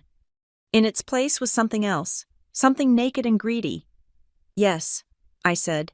"And your son, the one you think should handle the business, almost sold it for $200,000 to a shell company run by a thief." There was a scrambling sound on the line, like he was switching hands or sitting up straighter.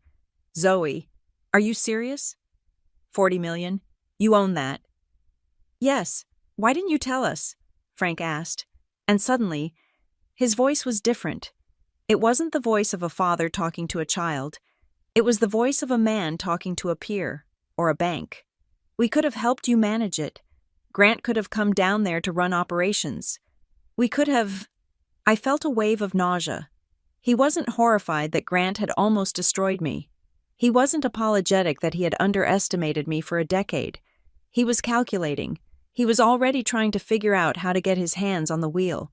"It is managed, Dad," I said coldly. By professionals. But the police, Frank stammered.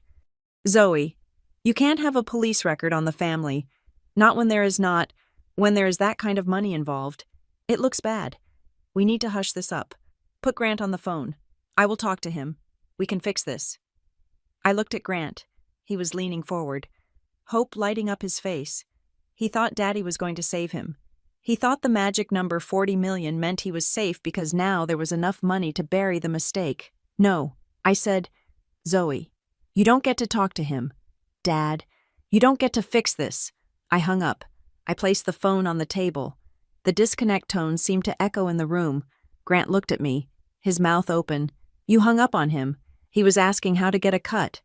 Grant, I said, he heard the number 40 million, and he forgot that you just committed a crime. He started planning how to manage my money. Grant swallowed hard. He looked down at his hands. Zoe, look, I am sorry. Okay, I am. I didn't know it was worth that much. If I had known you were sitting on a gold mine, I never would have touched it. I stared at him. The apology hung in the air, smelling of rot. That is your defense, I asked, walking slowly around the table toward him. That you wouldn't have stolen from me if you knew I was rich. No, that is not what I mean. Grant stammered. I mean, look, you are fine. You are obviously doing great. You have all this. The 200 grand, it is nothing to you now. It is pocket change. So why are we doing this? Why are you humiliating me? You can just pay off my debt and we can pretend this never happened. You can afford it. I stopped walking. I stood directly in front of him, looking down at the part in his thinning hair. Is that what you think this is? I asked softly. You think this is about the money? It is always about money, Grant cried, looking up at me with wet, angry eyes. No, Grant, it is about the fact that you felt entitled to sell my life because you thought it was worthless. I leaned down, my palms flat on the table. You didn't ask me. I said, you didn't call me. You assumed I was failing. And instead of offering to help, you decided to strip the copper wiring out of my walls. You thought I was weak. So you decided to be a vulture. I was trying to survive. Grant yelled. You were trying to steal, I shouted back, my voice finally breaking its calm tether. You were wrong before you knew I was rich. Grant, the value of the house doesn't change the morality of what you did. You betrayed me. You and Mom both. Marianne. My phone rang again. It was her. I put it on speaker. Zoe. Frank says you hung up on him. My mother's voice came through, thick with tears. He says you are talking about millions of dollars. I don't understand. What is happening? Please. Just let Grant come home. Don't make a big scene. I looked at the phone, imagining her standing in her kitchen, wringing her hands, terrified of the neighbors finding out her son was in trouble, but perfectly fine with her daughter being the family charity case. I am not making a scene. Mom, I said, I am making a boundary. Zoe, baby, please, she sobbed. We are family. I looked at Grant. He was watching the phone like it was a life raft. Family doesn't forage through each other's storage units. Mom, I said, family doesn't forge signatures. I didn't forge, Marianne started to protest. You witnessed a signature you knew was fake. I cut her off. You signed a legal document that gave Grant the power to destroy me. I thought it would help. She wept. Zoe, Grant said, reaching out to touch my arm. I pulled back as if he were burning hot. Don't touch me, I said. I took a breath and addressed the room. Addressed the phone. Addressed the ghosts of the childhood that had suffocated me. Here are the new rules, I said. My voice was steady, hard as steel. From this moment on, nobody in this family touches a single piece of paper with my name on it. Not a letter, not a bill, not a birthday card. Zoe. My mother tried to interject. I am not finished. I said, nobody represents me. Nobody speaks for me. Nobody decides what is good for Zoe. If you have a financial emergency, you call a bank. You do not liquidate my assets. But we are your parents. Marianne cried. We love you. If you loved me, I said, my voice trembling slightly, you would have respected me enough to ask. Grant let out a bitter, strangled laugh. He slumped back in his chair, covering his face with his hands. "Respect you," he muttered. "You think that is what this is?" "What I asked." He looked up. His face was twisted with something that looked like grief and envy mashed together. "I didn't want to respect you, Zoe. I wanted to help you." I frowned. "That makes no sense."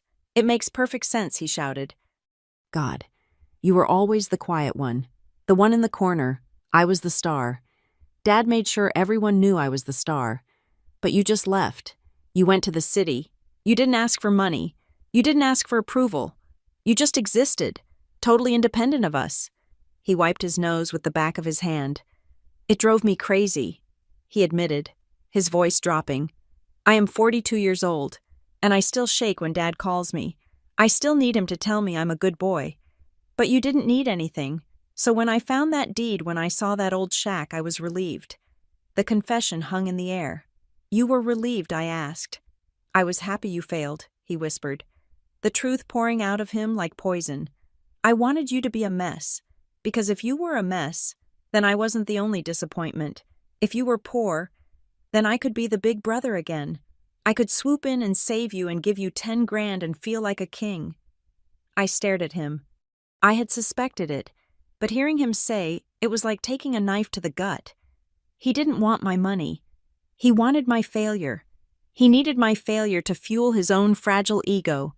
"You need me small," I said softly. "You need me small so you can feel big." Grant nodded, tears streaming down his face. "Yeah, I guess I do. And now you are worth $40 million.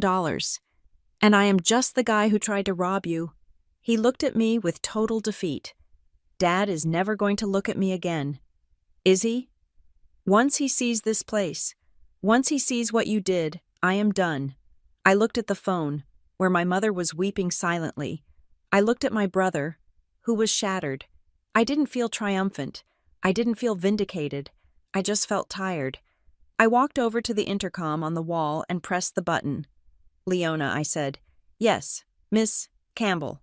Please escort my brother to one of the guest suites. Lock the minibar. Put a security detail outside his door. He is not to leave the premises." "Understood." I turned back to Grant. "Go get cleaned up," I said. "You are keeping me here?" he asked. "You have a meeting tomorrow." I said, "A meeting with who, Dad?" "No," I said. "Dad isn't invited. He hasn't earned a seat at this table."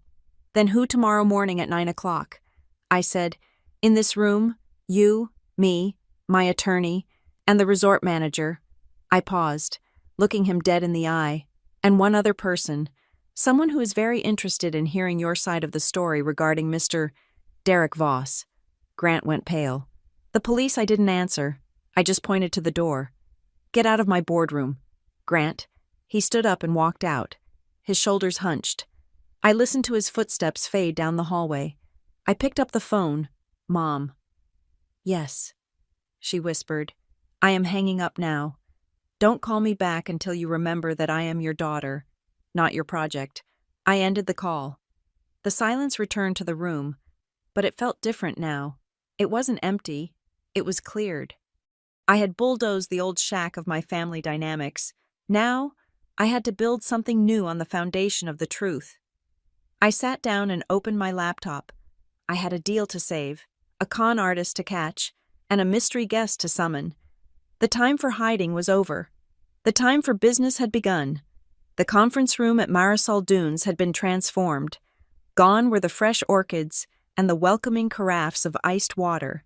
In their place were legal pads, digital voice recorders with red lights blinking in a steady, unblinking rhythm, and a stack of files thick enough to stop a bullet. I sat at the head of the table. To my right sat Evan Klein. To my left were two people Grant had never met.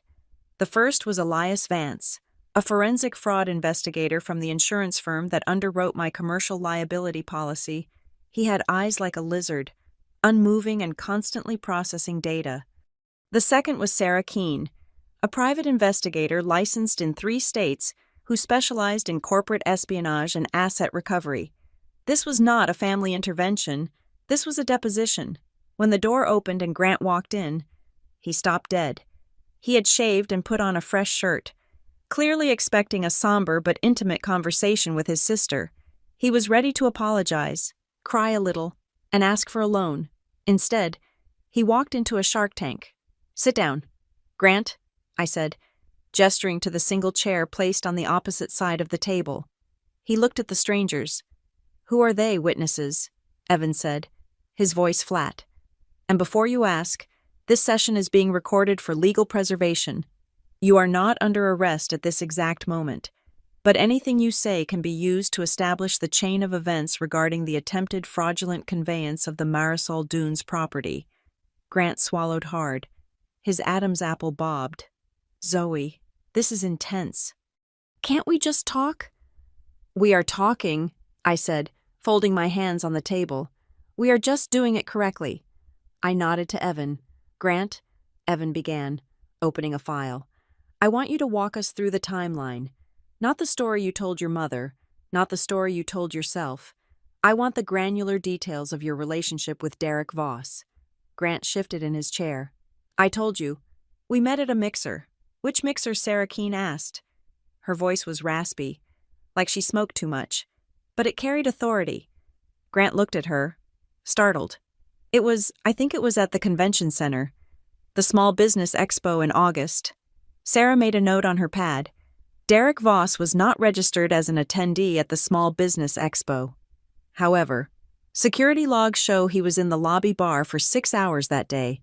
He wasn't there to network. "Grant, he was there to hunt." Grant flushed. "We hit it off. We talked about sports. Then we talked about the market. Did you bring up your financial troubles?" I asked. "Or did he?" Grant looked down at the table. He guessed. He made a joke about how the economy was crushing the little guy. It felt good to talk to someone who understood. I told him about the margin call. I told him I was drowning. "And then he mentioned real estate?" Evan asked. "No," Grant said. "He asked if I had any assets I could liquidate. I said no. I said the only thing my family had was some old junk my sister bought years ago that was probably rotting into the ocean." I felt a twinge of anger, but I pushed it down. This was chess, not a boxing match. "What did he say then?" I asked. "He asked for the address," Grant said. "He said he had access to a database that could value distressed assets. He pulled it up on his phone right there." I leaned forward. "He showed you the picture of the shack?" Then Grant nodded.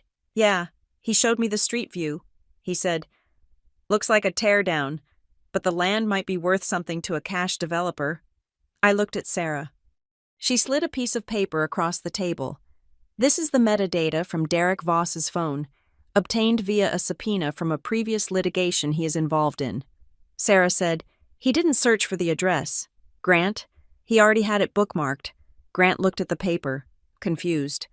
"What Derek Voss didn't find you by accident," I said, "and he didn't stumble upon my property because you mentioned it. He knew who you were before he bought you that drink." Grant looked sick. "That's impossible. How would he know Sarah Keene cleared her throat? Before Derek Voss lost his real estate license, and before he became a consultant, he worked as a regional manager for a company called Secure Hold Logistics." Grant blinked. "I don't know what that is." "It is the parent company of the storage facility where your mother keeps her unit." Sarah said. The room went silent.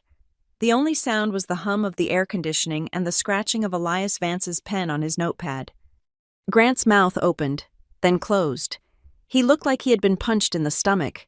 He had access to the master inventory lists. Sarah continued. He had access to the logs of long-term rentals, specifically looking for units that had been accessed infrequently. He knew your mother had a unit that hadn't been opened in 3 years. He knew the billing address for that unit matched the tax address for a Zoe Campbell, who owned property in Florida but lived in New York. I watched Grant process this. The betrayal was washing over him in waves. He wasn't the lucky guy who met a helpful friend. He was a target. He was the weak link in the chain that Derek Voss had identified months ago. "He profiled you." "Grant," I said softly. He looked for the person in the family who was desperate enough to take the bait and foolish enough not to ask questions. Grant put his head in his hands. "Oh my God." Evan pushed on. He didn't give him time to wallow. "When you went to the title office, Evan said. Who provided the power of attorney document? Derek did. Grant whispered. He brought it in a folder. He said his legal team drafted it. And the witness signature? Evan asked. The one that looks like your mother's. Grant flinched. Derek told me to bring it to Mom. He said we needed a family witness. But Mom was at bingo. I called Derek and told him I couldn't get her signature in time for the closing. And he said, Grant's voice trembled. He said, Does she want you to sell it? I said yes. He said, Then just sign it for her.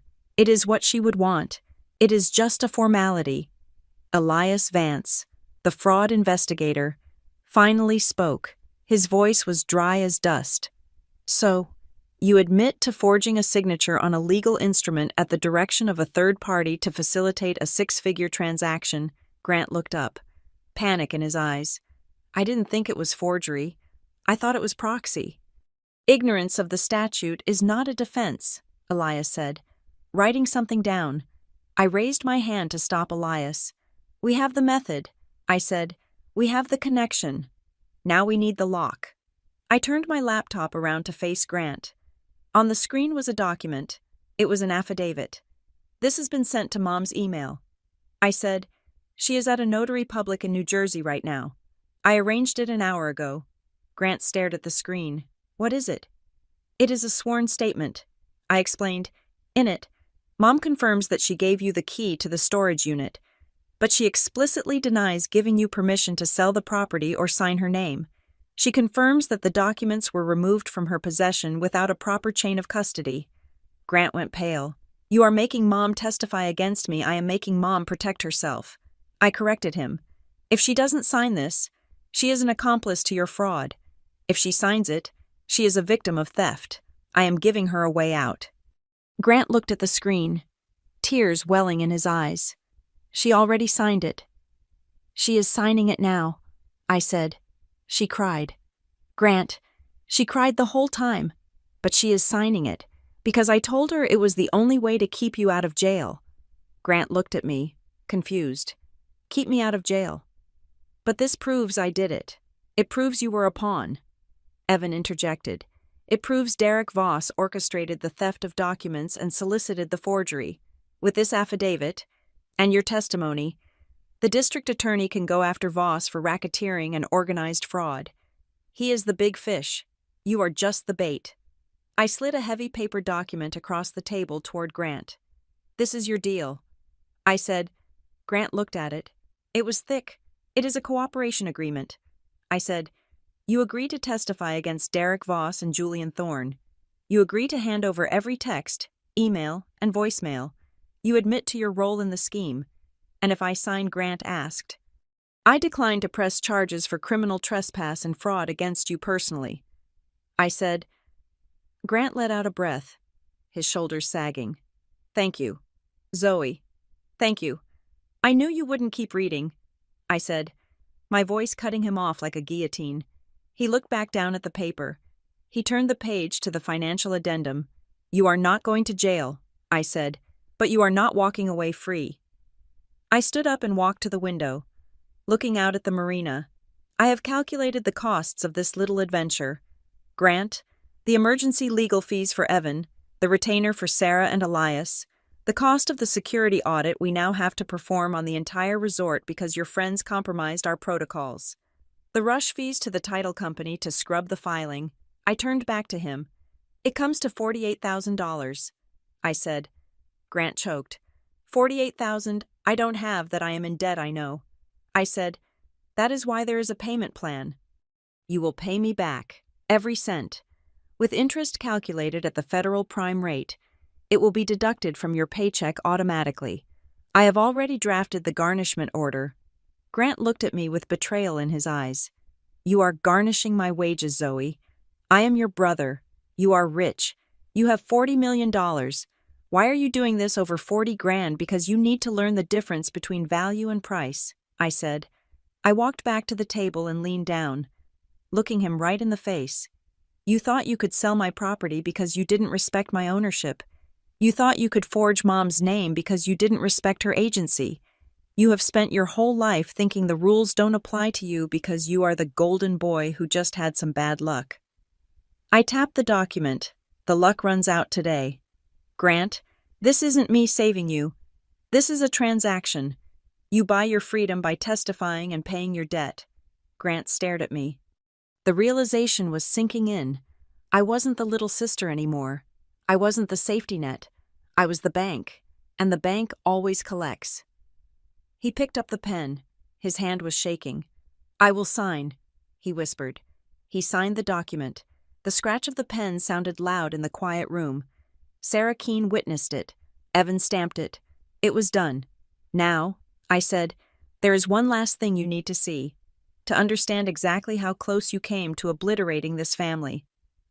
I turned my laptop back around. I closed the affidavit window and opened a PowerPoint slide I had prepared. It was a single slide. Black background, white text. Letter of intent acquisition, target, Marisol Dunes, offer price, $40 million, closing date. 10 days from today. Grant read the screen. He read it once. He read it twice. 40 million, he whispered, and closing in 10 days. If you had signed that paper with Julian Thorne, I said, my voice devoid of emotion, this deal would have collapsed. The buyer would have walked. I would have lost the merger. I would have been sued for breach of contract. I watched the color drain from his face until he looked like a ghost. You didn't just almost sell a shack.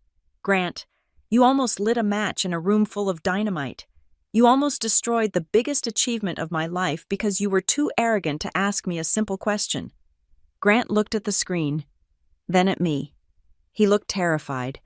For the first time, he wasn't looking at me as his sister. He was looking at me as a force of nature he had miraculously survived. I didn't know. He stammered, I know. I said, I closed the laptop with a snap. Now you do. The ink on Grant's confession was barely dry when the illusion of control shattered. The conference room had settled into a heavy, exhausted silence. I was just beginning to feel the tightness in my shoulders loosen. Believing that with Grant's cooperation and the affidavit from my mother, we had successfully fenced off the threat. We had the legal ammunition to go after Derek Voss, and we had protected the asset. Then Evan's phone chimed. It was not a text message alert. It was a harsh, discordant ping that I recognized immediately because I paid a premium for the software that generated it. It was a Tidal Watch alert from the county clerk's automated system. Evan looked at the screen, and his face went as hard as granite. They are not waiting, he said. What is it? I asked, stepping to his side. Someone just attempted to e-file a notice of interest against the Marisol Dunes parcel, Evan said, his fingers flying across his keyboard.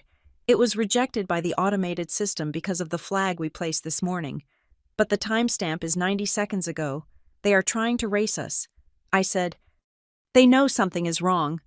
Sarah Keene said from the corner. She was monitoring her own laptop. Voss hasn't heard from Grant. He is smart enough to know that silence usually means the mark has been compromised. He is trying to jam a foot in the door before we slam it shut. If that document had gone through, I said, looking at the rejected filing, it would have triggered a mandatory disclosure to Northbridge Meridian. The deal would be dead.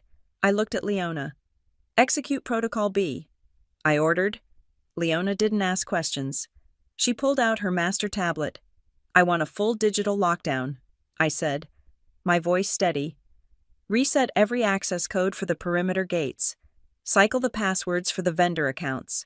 If a delivery truck shows up and the license plate isn't on the pre-approved manifest, turn them away and disable the guest Wi-Fi network. I don't want any data leaving this property unless it is hardwired. Done, Leona said, tapping the screen. We are closing the blast doors, Evan noted. But that doesn't stop Voss. He is out there, and he is desperate. He needs a signature to override the rejection. Sarah Keene stood up. I have him. We all turned to her. My associate in Miami just pinged me. She said, Derek Voss isn't at his home. He isn't at his office. He is currently sitting in a booth at a coffee shop in Coral Gables. And he isn't alone. Who is he with? I asked. A man named Marcus Dean. Sarah said. The name meant nothing to me. But Evan let out a low whistle. Marcus Dean. Evan repeated. That is not a good sign. Who is he? I asked. He is a laundryman. Evan said grimly. He doesn't buy properties to develop them. He buys disputed paper. If you have a dirty title, or a fraudulent deed, or a messy inheritance claim, you sell it to Dean for pennies on the dollar. He uses his own shell companies to bury the legal history, washes the title through 3 or 4 transfers, and then sells it as a clean asset. He is the cleaner, I realized, and he is expensive, Evan added.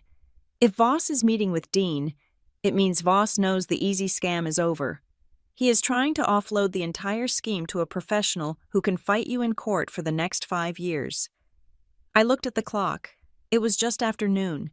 If Voss sells the rights to my property to this Marcus Dean, I said, I will spend the next decade fighting a war against a ghost. Dean will file liens just to bleed me dry. We have to stop the handoff. Evan said, we need to catch Voss in the act of selling a fraudulent instrument. How, I asked.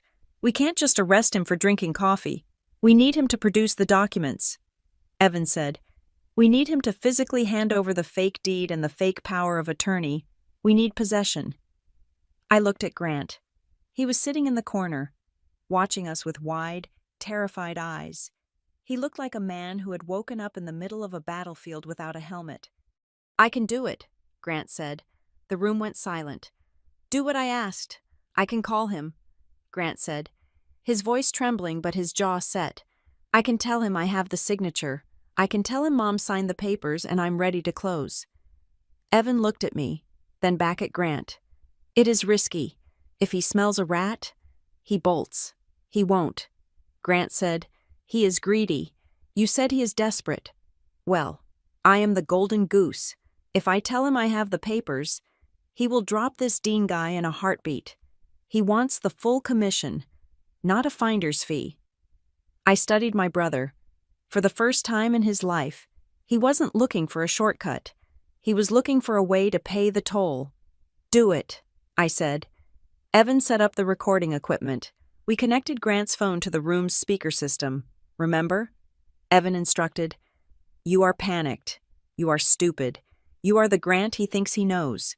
You are terrified that I, Zoe, am going to find out. So you want to get it done today. Grant nodded. He took a deep breath, his hand shaking as he dialed the number. The line rang 3 times. Then, a smooth, confident voice answered. Hey, buddy. I was starting to worry about you. Grant's demeanor changed instantly. He hunched his shoulders, his voice pitching up into a whine. Derek, man, I am sorry. My sister is crazy. She has been on my back all morning. I couldn't get away. I could hear the tension in Derek's voice, even through the speaker. Where are you? Grant, I am at the hotel. Grant said, but listen, I got it. I drove to Jersey last night and got Mom to sign the new power of attorney. I have the papers. There was a pause, a long, calculating silence. You have the witness signature, Derek asked. Yeah. Grant lied beautifully. And the notary stamp? I found a guy who did it for $50. It is done. I just want to get paid. Derek, I want to pay off my debt and get out of here. Another pause. Okay, Derek said. Meet me at the title office in an hour. No, Grant said. This was the script we had agreed on. I can't go there. Zoe knows about that place. She found a receipt or something. If I go there, she might catch me. Then where Derek asked, his voice sharpening. There is a seafood place near the causeway. Grant said, the Blue Heron. It is public. It is safe. I will meet you in the parking lot. I give you the papers. You give me the check. I held my breath. This was the pivot point. Fine, Derek said. 45 minutes. Don't be late. And Grant. Yeah. Don't be stupid. The line went dead. Grant dropped the phone on the table and exhaled a breath that sounded like a sob. He bought it. Evan said, he is spooked. Sarah Keene corrected. He didn't ask about the notary details. He just wants the paper. He's going to try to flip it to Dean immediately. We moved fast. We didn't have time for a full tactical unit, and I didn't want a SWAT team scaring the guests at the resort. We coordinated with the local detective Evan knew. 2 unmarked cars would be waiting at the Blue Heron. I insisted on going. Zoe, it is dangerous, Evan warned as we walked to the car. I am sitting in the van. Evan, I said, I am not going to be on the pavement, but I need to see this end. I need to see the moment he realizes he lost. We drove to the location. The Blue Heron was a tourist trap with a sprawling gravel parking lot overlooking the inlet. It was the perfect place for a transaction busy enough to be anonymous, open enough to see an approach. I sat in the back of the surveillance van with Sarah and Evan. On the monitor, we could see the live feed from the camera button we had pinned to Grant's shirt. Grant stood by his rental car. He looked small against the backdrop of the gray water. He was sweating, wiping his palms on his jeans. He is terrified. I whispered, "He needs to be." Sarah said, "Fear reads as authentic." A silver Porsche pulled into the lot. It circled once, checking for police cruisers, then pulled up next to Grant. Derek Voss stepped out. He looked exactly like the photo, but in person, the sleaze was palpable. He was wearing a polo shirt that cost too much and a watch that was too big. He scanned the parking lot, his eyes darting back and forth. He didn't shake Grant's hand. "Let me see it," Derek said. On the screen, the audio was crisp. Grant reached into his car and pulled out a manila envelope. Inside was the bait, a stack of documents Evan had prepared. The top sheet was the power of attorney, but the watermark embedded in the paper was unique. It was tracked. Grant held the envelope tight. "The money." Grant said, "You said you had the check." Derek laughed. It was a cruel sound. "You get the check when the buyer clears the title." "Grant, that is how it works. Give me the papers." "That wasn't the deal," Grant said, his voice wavering. "I need the cash now." Derek stepped closer. He invaded Grant's personal space, looming over him. "You are in no position to make demands. Grant, you forged a signature. You are already in the hole. If you don't give me those papers, I drive away. And you are left with a felony and a debt you can't pay. Give me the envelope." Grant hesitated. He looked at the envelope, then at Derek. "You promise this fixes everything Grant asked?" "I promise," Derek said. Reaching out, Grant handed him the envelope. Derek ripped it open. He pulled out the documents, flipping through them rapidly. He checked the signature page. He checked the notary stamp. A smile spread across his face, the smile of a man who thinks he has just gotten away with murder. "Perfect," Derek said. "Move," Sarah said into her headset. The reaction was instant. 2 SUVs that had been idling at the edge of the lot accelerated, blocking the exits. 4 plainclothes officers stepped out from behind a row of parked cars. Derek looked up, confused by the sudden movement. He saw the badges. He didn't run. He froze. He was a white-collar predator. He didn't have the instinct for a foot chase. Grant stepped back, putting his hands up in the air as instructed. "Police hands. Where we can see them." Derek dropped the envelope. It hit the gravel with a soft thud. I watched on the monitor as they cuffed him. Derek was shouting, claiming he was just a consultant, claiming Grant had hired him. It was the desperate noise of a man whose house of cards had just been kicked over. I opened the van door and stepped out. I walked across the gravel. The wind was whipping my hair. But I didn't feel it. I felt a cold, hard clarity. Derek saw me coming. He stopped shouting. He looked at Grant, then at me, and the recognition dawned in his eyes. He knew who I was. "Ms. Campbell," the lead detective said, nodding to me. "We have the documents. He was in possession of forged instruments." I looked at Derek Voss. "You should have checked the tax records more carefully." "Derek," I said. He sneered at me. "This is entrapment. I am a legitimate businessman." I looked down at the envelopes scattered on the ground. The wind had blown a few of the papers loose. One of the documents caught my eye. It wasn't one of the bait papers we had planted. It was something Derek had been holding in his other hand, underneath his own folder. Something he must have intended to have Grant sign as a secondary confirmation. I crouched down and picked it up. It was a promissory note, a standard loan agreement, but it wasn't the content that made the world stop spinning. It was the name listed as the guarantor on the second line. The name was Frank Campbell. I stared at it. The letters seemed to vibrate on the page. My father's name. This wasn't a forgery. I knew a forgery when I saw one. This had a digital signature stamp, a verified DocuSign ID that my father used for his contracting business. I looked up at Derek. "Where did you get this?" I asked. Holding up the paper, Derek smiled. It was a nasty, cornered rat smile. "Ask your daddy." He spat. I looked at Grant. He was staring at the paper in my hand, his face draining of blood. "That is Dad's signature," Grant whispered. "Why do you have a promissory note from my father?" I asked Derek, my voice shaking with a rage I couldn't suppress. Derek laughed. "You think Grant was the only one with debt? You think your brother is the only failure in the family?" He leaned forward against the police car, the handcuffs clinking. "We didn't just target Grant," Derek said, his voice dripping with malice. "We bought your father's debt 3 months ago. He owes a lot of people. Ms. Campbell. And he told us all about the beach house. He told us it was the only asset left." The world tilted.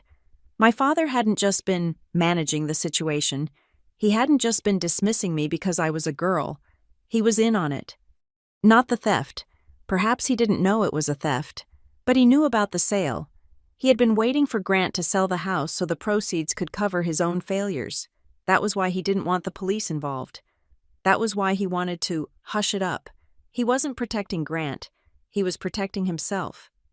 I looked at the document again. It was dated 3 months ago. My father had leveraged my property to secure an extension on his own loans. He had sold me out before Grant even knew the address. I looked at Evan. He had seen the document too. His face was pale. "We need to go back to the resort," Evan said quietly. I stood up. I felt like I was made of glass, brittle and ready to shatter. "Get him out of my sight," I said to the detective, pointing at Derek. I turned and walked back to the van. I didn't look at Grant. I didn't look at the ocean. I looked at the signature on the paper in my hand. Frank Campbell. The betrayal wasn't a mistake. It was the family business. The video conference screen on the wall of the boardroom flickered, and my father's face resolved into focus. He was sitting in his home office in New Jersey, surrounded by the faux mahogany bookshelves he had bought to look distinguished on client calls. But there was nothing distinguished about him right now. He looked gray, deflated, and old. Beside me, Evan Klein placed the physical copy of the promissory note on the table, right where the camera could capture it. Frank Campbell stared at the document on his screen. He didn't deny it. He didn't bluster. He just rubbed his face with a hand that shook slightly. "I never hired him." "Zoe," my father said, his voice sounding tinny through the speakers, "I swear on your mother's life, I didn't know he was going to try to sell the property out from under you." "Then explain this," I said, tapping the paper. "Explain why a con artist named Derek Voss has a digital marker of your debt." Frank let out a long, ragged sigh. It was a bad year. "Zoe, the contracting business took a hit. I overextended on the Whispering Pines project. I needed bridge financing." "So you went to a loan shark?" I asked. "I went to a private capital group," he corrected, clinging to the terminology as if it made a difference. "I met this guy, Marcus Dean, at a networking event. We had a few drinks. I was stressed. I may have vented, I repeated. I told him I was sitting on a mountain of debt," Frank admitted, looking away from the camera. "I told him it was unfair because my family had assets. I told him about the beach house." I said, "My daughter has this place in Florida she lets rot. If I could just sell that, I would be in the clear." I sat back, feeling a cold hollowness in my stomach. It wasn't a direct hit order. It was worse. It was a careless invitation. "You painted a target on my back." "Dad," I said, "you told a room full of predators that there was a vulnerable asset owned by a woman who didn't care about it. You gave them the roadmap. I didn't think they would actually do it." Frank protested. "I thought I was just blowing off steam." Then Dean introduced me to his associate, Voss. Voss said he could help restructure my loans. He asked for collateral. "And you offered my house." I said, "I didn't offer it," Frank shouted, his face flushing. "I just listed it as a family contingent asset. I thought if Grant could talk you into selling, we could use the money to pay them back. I never signed a deed." "Zoe, I just signed the note." I looked at the man who had raised me. I looked at the man who demanded respect at the dinner table. He hadn't hired a thief. He had simply assumed that my property was his safety net. He believed that because I was his daughter, my boundaries were non-existent. You didn't need to sign the deed. Dad, I said quietly, you gave them the motive. You gave them the leverage, and because you talk too much and think too little, you almost cost me $40 million. Frank froze. 40 million. You keep saying that number. I didn't answer him. I cut the video feed. His face vanished, leaving only the black void of the screen. I turned to the room. The air felt heavy, charged with the static of betrayal. Evan checked his watch. We have a problem. Zoe, what I asked. Sterling just emailed. Evan said. He saw the activity on the county clerk's portal, the rejected filing.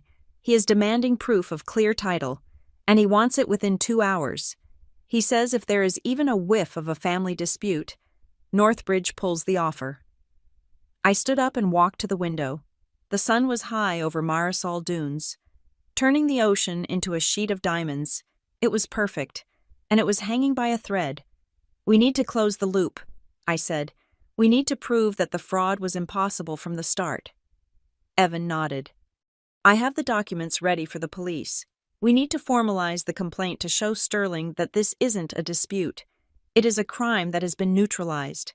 We walked into the adjoining room where the detectives were setting up their equipment. Grant was there, sitting in the corner, looking like a man who had been hollowed out. Detective Miller looked up. We have finished processing Derek Voss. He is talking a lot. He wants a deal. Show me. I said. Miller turned his laptop screen toward us. It was a video recording of the interrogation room. Derek Voss was sitting at a metal table, handcuffed, looking arrogant even in defeat. Why did you choose Grant Campbell, the detective in the video asked. Derek laughed. He leaned back, spinning a pen on the table, because he was easy. Derek said, You look for the weak link, the one with the ego. Grant is a loser, but he thinks he is a winner who just hasn't been discovered yet. I glanced at Grant. He was watching the screen, his face pale. How did you manipulate him? The detective asked. I didn't have to manipulate him. Derek sneered. I just validated him. I told him he was the smart one. I told him he was the only one looking out for the family. I told him his sister was irresponsible, and he was the hero who was going to save the day. Derek leaned into the camera, his eyes cold and dead. You tell a guy like Grant that he's a good brother, and he will do anything to prove you right. He will forge a signature. He will steal a deed. He will burn his sister's house down just to feel like the man of the house for 5 minutes. The video ended. The silence in the room was absolute. Grant wasn't crying.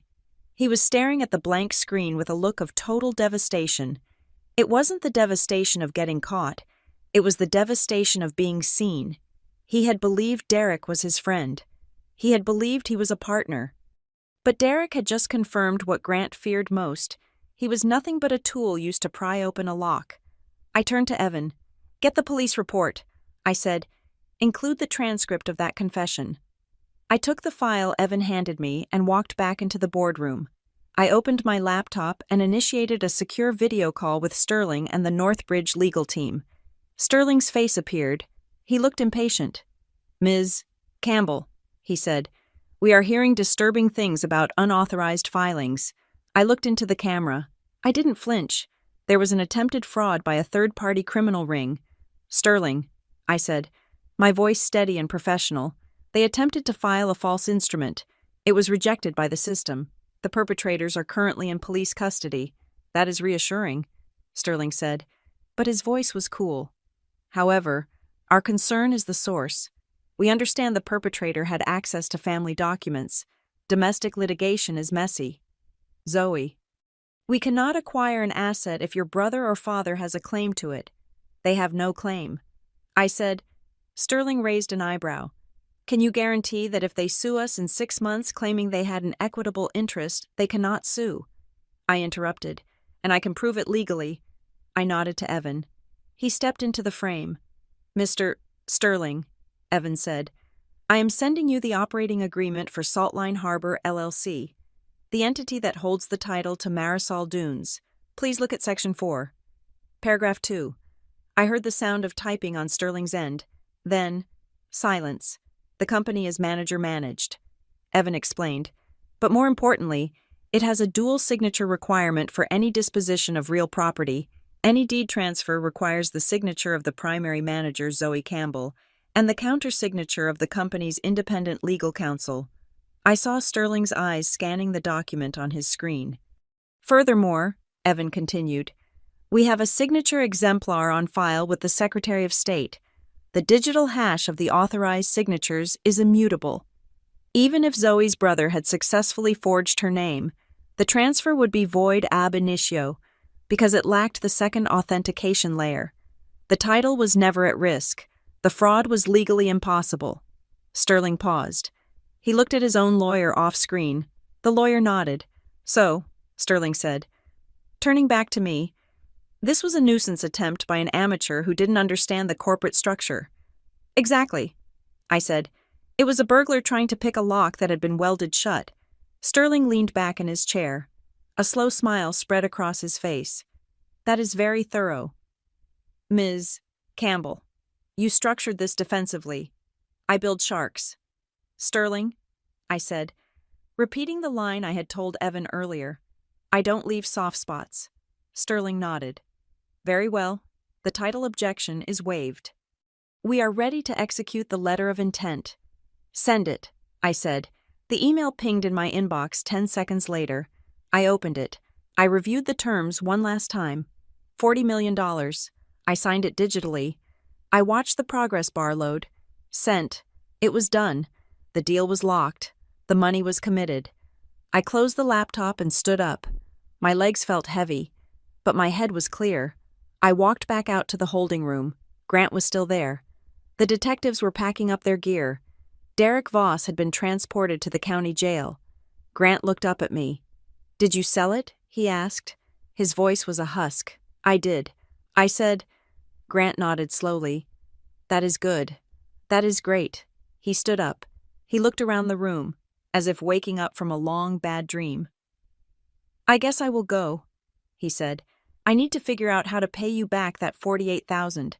Maybe I can get a second job, or sell the car. He started to walk toward the door. Grant, I said. He stopped, but he didn't turn around. Do you know why I structured the company that way? I asked. Why I required 2 signatures? He shook his head. Because you are smart, because I knew. I said. He turned around then. He looked at me, confusion knitting his brow. I knew that one day, someone in this family would try to take it. I said, I didn't know who, I didn't know when, but I knew that you, or Dad, or Mom eventually, you would decide that what was mine was actually yours. Grant flinched as if I had slapped him. I built this place with walls against strangers. I said, but I built the legal structure with walls against you. Zoe, that is cold. Grant whispered, it is survival. I said. I looked at the 3 of them in my mind, Grant. The insecure puppet. Frank. The entitled debtor. Marianne. The enabler. You never saw me. I said, my voice low and vibrating with a lifetime of silence. You saw a daughter. You saw a sister. You saw a quiet girl who drove a Volvo. You never saw the builder. You never saw the CEO. I took a step closer to Grant, and because you didn't see me, I said, a stranger like Derek Voss saw an opportunity. He saw the gap between who I am and who you think I am, and he drove a truck right through it. Grant looked down at his shoes. I see you now. Zoe, I looked at him. I looked at the man who had almost cost me everything because he needed to feel big. It is too late. Grant, I said. Evan walked in from the hallway. He was holding a folder. The police have finished the report. Evan said, the district attorney is accepting the package. They are charging Voss with organized fraud, forgery, and grand larceny. They are charging Marcus Dean with conspiracy. And my father, I asked. Evan hesitated. The note is evidence of a debt, not a crime. He is not being charged, but the investigation into Dean's lending practices means your father's financial records will be subpoenaed. His business is going to be audited inside out. I nodded. Good. I turned back to Grant. You are free to go. I said. The security team will escort you to your car. Grant looked at me one last time. There were tears in his eyes, but I felt no urge to wipe them away. Zoe, he said, I really am sorry. I know. I said. He walked out the door. I watched him go. I felt a strange lightness, like a heavy coat had been lifted from my shoulders. The deal was signed. The fraud was crushed. The family was exposed. But I wasn't done. Evan looked at me. You have that look. Zoe. What look? The look you get before you implode a negotiation. Evan said, The deal is signed. We won. What else is there? I walked over to the window and looked out at the resort. I looked at the staff moving efficiently across the grounds. I looked at the guests laughing by the pool. I saved the deal. Evan, I said, but I haven't fixed the problem. The problem Evan asked. My family. I said, they still think this is just a transaction. They think I am angry about the money. They think if they pay me back, or apologize enough, things go back to normal. I turned to Evan, a cold smile playing on my lips. They don't understand that I don't want their money. I said, and I don't want their apologies. Then what do you want? Evan asked. I picked up my phone. I scrolled to the contact for the Northbridge Meridian Transition Team. I want them to understand what it actually means to be owned. I said, I hit the call button. Evan, I said, prepare the final addendum to the sale agreement. Addendum, Evan asked. Confused? We just closed. Not for the sale, I said, for the use of proceeds. I looked at the phone as it started to ring. I'm going to buy something. Evan, and I'm going to buy it in cash. The morning of the closing felt less like a business transaction and more like a coronation. I had arranged for the signing to take place in the main atrium of Marisol Dunes. I wanted the sunlight to flood the space. I wanted the sound of the ocean to be audible through the open terrace doors. And most importantly, I wanted my family to sit in the front row and witness the magnitude of what they had tried to dismantle. They were sitting on a plush linen sofa near the glass wall. Frank wore a suit that was a little too tight around the shoulders, his face a mask of uneasy anticipation. Marianne was twisting a handkerchief in her lap, her eyes darting around the room as if she expected the furniture to bite her.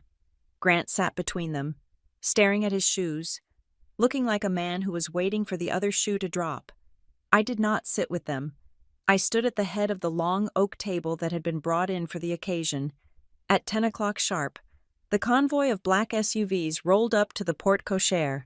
Sterling and his legal team from Northbridge Meridian emerged, looking every inch the masters of the universe they believed themselves to be. Sterling walked in, his eyes sweeping over the architecture. It is even more impressive in the daylight. Ms. Campbell, Sterling said, extending his hand. Thank you, I said, taking his hand with a firm grip. Welcome to the closing. I gestured for them to sit. My family watched in silence as the team of lawyers unpacked their briefcases, laying out stacks of documents that represented the culmination of my life's work. This is the final letter of intent and the purchase agreement, Sterling said, sliding a heavy binder toward me. As discussed, the valuation is set at $40 million. The number hung in the air. I saw my father flinch. I saw my mother gasp softly. Grant just closed his eyes. I opened the binder. I didn't sign immediately. I looked at Sterling. Before we execute, I said, my voice carrying clearly through the atrium, I want to review the covenants regarding the staff. Sterling nodded. Paragraph 12. We have agreed to retain all current management and operational staff for a minimum of 24 months. We have also agreed to the 15% increase in their benefits package and the establishment of the Community Sustainability Fund you requested. Good, I said. These people built this place with me. They are the foundation. Unlike some, I do not discard the people who help me stand. I glanced at my family. They looked away. I picked up the pen. It was a heavy silver fountain pen. I signed my name, Zoe Campbell. Sterling countersigned. It is done, Sterling said, closing the binder. The funds have been wired to the escrow account. Congratulations. Zoe, you have built something truly remarkable. Thank you. Sterling. As the Northbridge team packed up to head for the celebratory lunch I had arranged in the restaurant, I stayed behind. Family. I said, "A moment. Please." Sterling and his team left. The atrium was quiet, save for the fountain in the corner. Grant stood up, looking unsure. "So it is real. You really have $40 million. The company has $40 million. Grant?" I corrected him. "I have a lot of tax planning to do." He offered a weak smile. "Well, look, Z, I know things have been crazy, but I am happy for you, really. And I was thinking, since I did bring Derek to the table, obviously he was a crook, but he did technically get the ball rolling on the valuation conversation." I stared at him. The audacity was breathtaking. He was trying to spin his attempted felony into a consulting fee. He trailed off under my gaze. "I am just saying, maybe we can work something out. To help me get clear of the debt, just to start fresh. A clean slate for the family." I reached into my leather portfolio. "I agree, Grant." I said, "We should start fresh." I pulled out a document and slid it across the table to him. "What is this?" he asked, picking it up. "It is an invoice," I said. He looked at the paper. His eyes widened. "Legal fees for Evan Klein, $12,000. Forensic accounting services, $8,000. Private investigator retainer, $5,000. Title scrub and expedited filing fees, $3,000. Security audit and recoding of access systems, $20,000. Total due $48,000. Grant looked up, his face pale. "You are billing me. I am seeking restitution for damages caused by your negligence and criminal trespass," I said calmly. "But I don't have this kind of money," Grant protested. "I know." I said, "That is why the second page is a promissory note. You are going to sign it. You are going to agree to a monthly payment plan of $500 until the debt is paid." He stared at me. $500. That will take years. It will take 8 years. "Actually," I said, "Zoe, this is cruel." Marianne interjected. Standing up, "He is your brother. You just made millions. You can't just write this off. Why do you want to punish him?" I looked at my mother. "I am not punishing him. Mom, I am teaching him." I walked around the table and stood in front of Grant. "For 42 years, everyone has cleaned up your messes. Grant, if you broke a window, Dad paid for it. If you failed a class, Mom yelled at the teacher. If you lost a job, the family blamed the economy. You have never felt the weight of your own actions. Not once." I tapped the paper. "I am not going to sue you. I am not going to put you in jail. But I am going to make you pay for the damage you caused. Every month, when you write that check for $500, you are going to remember that you are an adult. You are going to remember that actions have costs." I held out the pen. "Sign it, Grant, or I hand the file back to the district attorney, and you can discuss your payment plan with the state of Florida." Grant looked at the pen. He looked at his father, but Frank was staring at the floor, defeated. Grant took the pen. His hand shook, but he signed. I took the document back and checked the signature. "Thank you," I said. Marianne stepped forward, wiping her eyes. "Zoe, please, we just want to be close to you again. We want to be a family. Now that things are stable, maybe we can help you manage your new assets. I could help you organize your files." "You know I am good at keeping things safe." I almost laughed. The woman who had handed my deed to a con artist wanted to organize my files. I reached into my portfolio again. "No, Mom," I said. I handed her a single sheet of stiff cream-colored paper. "What is this?" she asked. "It is a boundary agreement," I said. She read it, her lips moving silently. "The undersigned agrees that all future communication regarding Zoe Campbell's financial, legal, or real estate affairs will be directed exclusively to the office of Evan Klein, Esq. The undersigned agrees to never attempt to access, store, or manage any documents belonging to Zoe Campbell." "You want me to sign a contract to talk to my own daughter?" she asked, her voice trembling. "To talk to your daughter's assets?" "Yes," I said. "You can call me to talk about the weather. You can call me to talk about a recipe. But if you ever mention my money, my property, or my business, I will hang up, and I will not answer for a month." Zoe, she whispered, sign it. Mom, or the silence starts now. She signed it, weeping softly. Finally, I turned to my father. He was looking at me with a strange expression. It wasn't anger. It was something that looked like awe. You are a killer. Zoe, he said quietly. I never knew you had that in you. I didn't say anything. I am proud of you, he said, puffing out his chest slightly. $40 million. That is a Campbell achievement. I knew you had it in you. I always told your mother you were a sleeper. I felt a flash of heat, but I let it cool instantly. Stop, I said. He blinked. What? Don't tell me you are proud of me. Dad, why not? He asked. You made it. You are rich. I am the same person I was last week. Dad, I said, I am the same person who drove the Volvo. I am the same person you interrupted at dinner. I am the same person you sold out to a loan shark because you thought I was weak. Frank flinched. Zoe, I didn't. You did. I said, and that is the point. You are proud of the money. You are proud of the result, but you never respected the person who created it. I walked to the door of the atrium, opening it to let the sea breeze rush in. I don't need your pride. Dad, it is cheap. It changes with my bank balance. I looked at all three of them. I needed your respect when I was nobody. I said, that is when it counts. That is when it is love. I turned my back on them and looked out at the ocean. There is one last thing you should know, I said over my shoulder. What is that? Grant asked.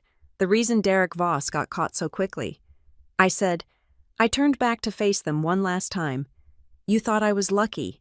You thought the system just happened to flag the filing. But there was no luck involved. I smiled.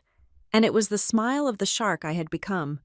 When I bought this land 10 years ago, I placed a digital tripwire on the title. It is a proprietary notification system I developed with my tech team. Any inquiry, any search, any download, any attempt to print the deed triggers a silent alarm that goes directly to my phone and to the fraud division of the state police. Grant's jaw dropped. You knew? You knew from the minute he looked it up. I knew the moment he typed the address. I said, I was watching you the whole time. Grant, I watched you walk into the trap. I let you walk into it. Why? Marianne whispered. Why didn't you stop him? Because I needed you to show me who you really were. I said, and you did. I walked to the glass doors. The police have confirmed that Derek Voss and Marcus Dean have been indicted. The fraud ring is broken. The buyer is in a holding cell. It is over. I stepped out onto the terrace. The sun was warm on my face. Zoe, Grant called out, Where are you going? I'm going to work. Grant, I said, I have a new acquisition to scout. I stopped and looked at him. You thought you were selling a shack. Grant, but you were selling the only thing that actually matters. You sold your access to me, and you sold it for cheap. I walked away. I didn't look back. I heard them calling my name, but the sound was drowned out by the roar of the ocean and the steady, rhythmic beat of my own heart. I walked through the lobby, past Leona, who nodded at me with genuine respect, past the security guards who saluted. I walked out to my car. I had $40 million in the bank. I had a future that was wide open. And for the first time in my life, I was entirely, wonderfully free. I drove toward the gate. The rearview mirror showed the resort fading into the distance, but I didn't check it to see if my family was watching. I didn't care. From now on, if they wanted to walk into my life, they would have to knock, and they would have to wipe their feet on the mat of respect before they dared to step inside. Thank you so much for listening to this story. I would love to hear where you are tuning in from. So please drop a comment below and let me know your location and your thoughts on how Zoe handled her family. Don't forget to subscribe to the Maya Revenge Stories channel. Like this video, and smash that hype button so we can share this story with even more people.